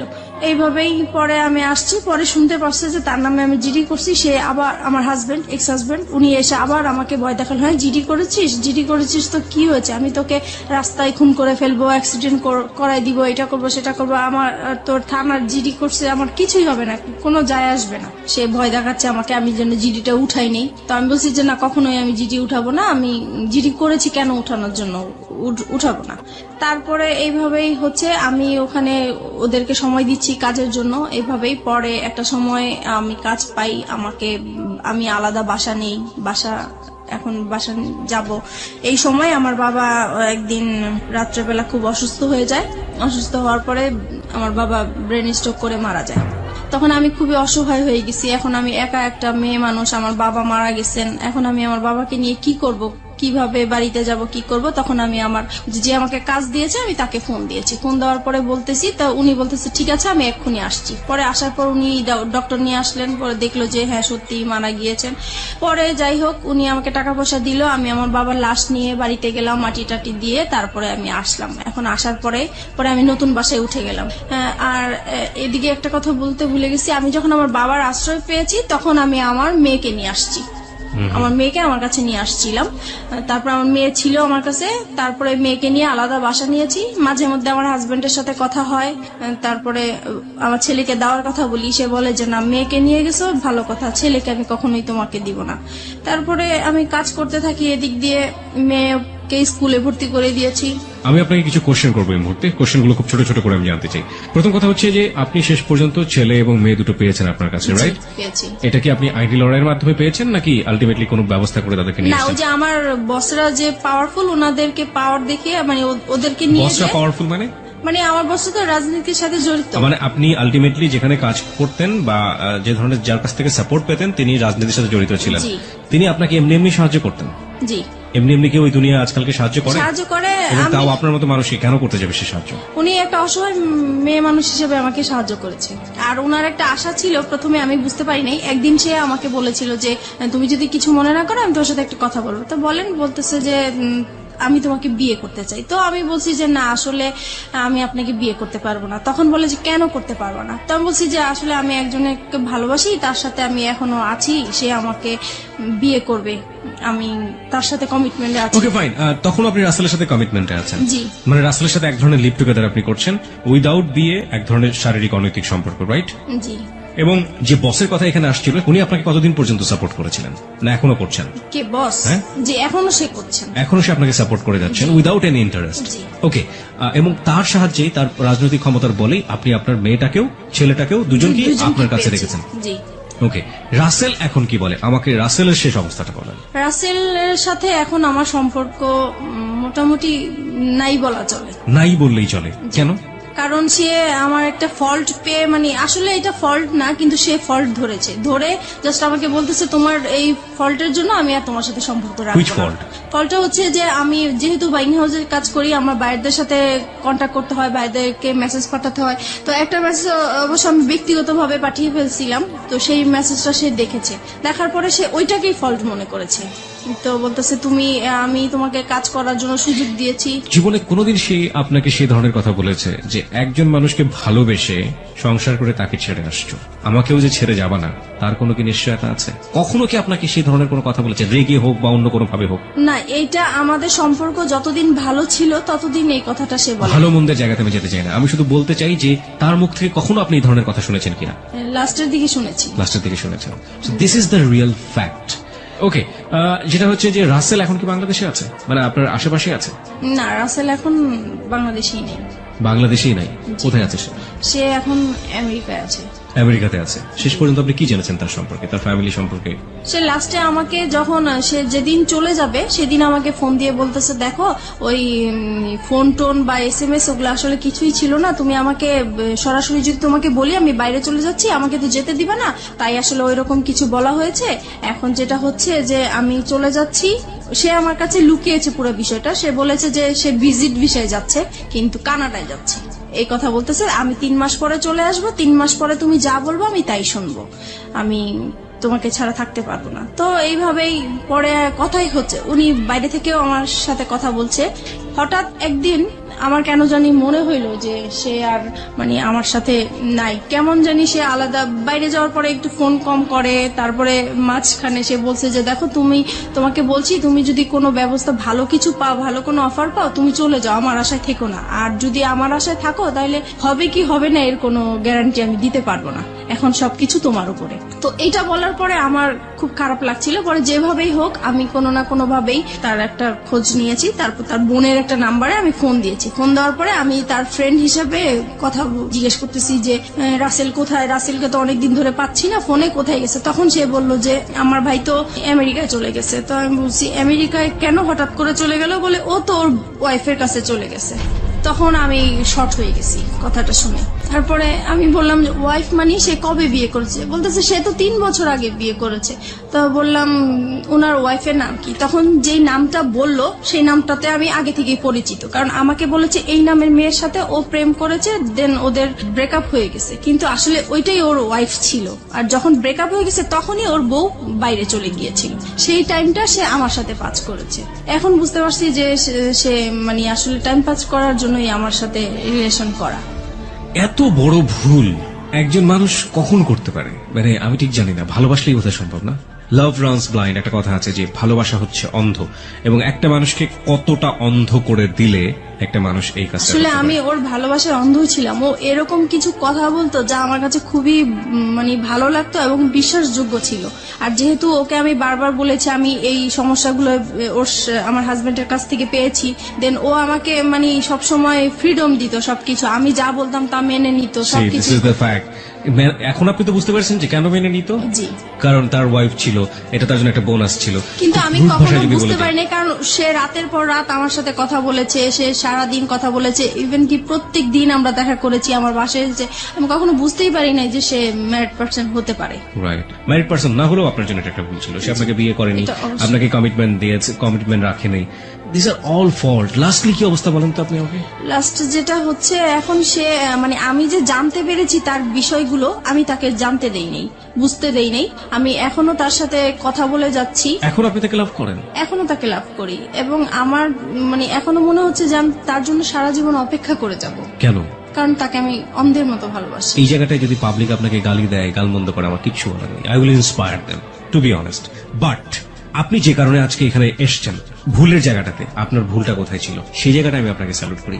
এই ভুলের জায়গাটা আপনি একেবারে শেষ দিকে এসে আমাদেরকে আরেকবার স্মরণ করিয়ে দিন। আপনি কি মনে করেন আপনার ভুলটা কোথায় ছিল, অপরাধটা কোথায় ছিল? আমার অপরাধটা ছিল যে আমার সংসারেই থাকা উচিত ছিল, যত অশান্তি হোক আমি যদি একটু স্যাক্রিফাইস করতাম আমার সংসারটা টিকে যেত। আর দ্বিতীয় ভুল করেছি যে আমি তাকে ভালোবেসেছি, আমার তাকে ভালোবাসা উচিত হয় নাই। আর যেহেতু সে সবকিছু আমার কাছে লুকিয়ে রেখেছে, তার পরিচয় না জেনে এরকম অপরিচিত একটা মানুষের সাথে সবকিছু করাটা আমার ঠিক হয়নি। আপনি কি পারবেন আপনার সন্তানদেরকে সঠিক উত্তর দিতে যে আপনি এগুলো কেন করেছেন? আজকে লাখো মানুষের কাছে আপনি জবাব দিচ্ছেন। আপনার সন্তান যদি কখনো আপনার সামনে দাঁড়ায় জিজ্ঞেস করে, আমি কখনোই কিছু বলতে পারবো না। That is the ultimate penalty of you. আর কিচ্ছু লাগবে না। That is the ultimate penalty. Because আমি ধরে নিচ্ছি আপনার হাজবেন্ড ভালো ছিল না। দেখুন কতগুলো সমাধান হতে পারতো। আপনার হাজবেন্ড খারাপ ছিল, আপনি তাকে ডিভোর্স করে দিতেন। হ্যাঁ, ডিভোর্স করে দিয়ে আপনি আলাদা থাকতে পারতেন। আপনি একটা লম্বা সময় নিতে পারতেন, দুজনের সেপারেশনে থাকতে পারতেন লম্বা সময়ের জন্য। ট্রাই করতেন যে আলটিমেটলি আপনি ফিল করেন কিনা তাকে। ইকোনমিক সাপোর্টের একটা জায়গার ব্যাপার ছিল, ফাইন। ইকোনমিক সাপোর্টের জায়গায় আপনি নিজে স্বাবলম্বী হওয়ার জন্য যথেষ্ট রসদ আপনার কাছে ছিল। আপনি কাজ জানেন, আপনি হাতের কাজ জানেন, আপনি সেগুলো নিয়ে কাজ করতে পারতেন। এবং এই কাজ করে বাংলাদেশে অনেক অনেক মেয়েরা আজকে স্বাবলম্বী। আপনি সেই জায়গাটা থেকে পারতেন, আপনি সেটাও করেননি। আপনি second time fall in love with someone, আপনি দুটো বাচ্চার মা হওয়ার পরেও এবং সেই ফল ইন লাভটা ঠিক সেম ব্যাপার ছিল লাইক ইউর হাজব্যান্ড, যখন আপনি হাজব্যান্ডের সাথে ভালোবেসেছিলেন, still you are fall in love with that guy, যে মানুষটা আপনার সাথে এক ধরনের বড় হিপোক্রিসি করেছে। তাহলে আপনার প্রথম হাজব্যান্ডের ক্ষেত্রে অপরাধটা কোথায় ছিল? আমি তাকে কোনো অপরাধ দেখছি না। আপনার সেকেন্ড মানুষ যে, সে যদি বিয়ে করে এত বড় চিট করে একটা সংসার ভেঙে দিয়ে বিদেশে চলে যেতে পারে, তাহলে প্রথম হাজব্যান্ড তো তার তুলনায় অনেক ভালো মানুষ ছিল। আপনি তো তাকে কোনোদিন হাতে হাতে ধরেননি, ধরেছেন? জি ধরেননি। আপনি তাকে সন্দেহ করতেন, সে আপনার পাশে বসে থেকে কোন একটা মেয়ের দিকে ফ্যাল করে তাকিয়ে থাকতো। হ্যাঁ, এটুকুই আপনার কাছে লেগে। আপনি কোনোদিন তাকে হাতে নাতে ধরেননি, আপনাকে সে হাতে নাতে ধরেছে। তারপর আপনার সঙ্গে ঘর সংসার করতে চেয়েছে। জি সে অন্যায় করে অত্যাচার করুক, আপনার কাছে সে অধিকার চেয়েছে, স্বামীর অধিকার। আপনি পালিয়ে গেছেন, তারপর আপনাকে ওখান থেকে বারবার ধরে নিয়ে আসার চেষ্টা করছে দুটো সন্তানের জন্য। লাভ না করলেও দিস ইজ হার্ড ট্রুথ। জি। কিন্তু আপনাকে এই মানুষটা কি দিয়েছে যে মানুষটাকে আপনি স্টিল লাভ করেন? সে তার কাছ থেকে তো কিছুই পাইনি, কিন্তু আমি এটাই বলবো যে তার তার সাথে আমি সময় কাটাতে আমার ভালো লাগতো। Is that all thing for life? This is very funny. By the way, আপনার জন্য কিছুই বলার নেই, শুধু একটা কথা বলার ছাড়া, সেটা হচ্ছে মিতা, যাই কিছু করেন না কেন আপনার সন্তানের ভবিষ্যৎ খুবই খুবই গুরুত্বপূর্ণ। আপনার একটা মেয়ে আছে এবং আপনার ছেলে আছে, এবং আপনার বেটার ফিউচার আপনার বেটার ইকোনমিক স্ট্যাটাসের উপর ডিপেন্ড করে। এবং আপনার যে লেখাপড়ার স্ট্যাটাস, সেখান থেকে আসলে খুব বেশি ভালো কিছু করা সম্ভব কিনা আমি জানি না, তবে অবশ্যই সেই দিনের জন্য আপনার প্রিপারেশন নেওয়াটা বেটার, যে যেদিন আপনার মেয়ে আপনার সামনে দাঁড়িয়ে বলবে যে আমার ভবিষ্যৎটা কেমন। আজকের নোটসগুলো আসার সময় নিয়ে আসবো আমি, চিন্তা করো না। মিষ্টি হাসি ফুটে উঠল ঠোঁটে। ফোনটা রেখে সাবান নিয়ে বাইরে বের হলো সে। টেবিলে খাবার সাজানো, নাস্তা কে বানালো? খালা ঘর মুছছে তখন। তাকে দেখেই একগাল হেসে বলল, ভাইয়ের আপনার আর খালাম্মার নাস্তা বানিয়ে রাখতে কইছিল, খালাম্মারটা সকালেই দিয়েছি, আপনারটা এতক্ষণে ঠান্ডা হয়ে গেছে, গরম কইরা দিমু? না খালা, দরকার নেই। আপনার ভাইয়া খেয়েছেন? না, আমি কইলাম খাইয়া যান, কয় দেরি হইয়া গেছে, খাইব না। রাত্রির মন খারাপ হয়ে গেল। মানুষটা না খেয়ে চলে গেছে। এমনিও দুপুরে ঠিক মতো খায় কিনা জানে না। কতবার বাসা থেকে খাবার বানিয়ে দিতে চেয়েছে, নেবেই না, জেদি একটা। ইস, তার ঘুমটা সকালে ভাঙলো না কেন? মানুষটার এতটুকু খেয়ালই রাখতে পারে না সে। ধ্যাত, সারাদিন এঘর ওঘর করেই কাটলো। বিকেলের দিকে আলমারি খুলে বসলো রাত্রি। বিয়ের শাড়িটা হাতে নিয়ে উল্টে পাল্টে দেখলো পাক্কা 30 মিনিট যাবৎ। আলমারি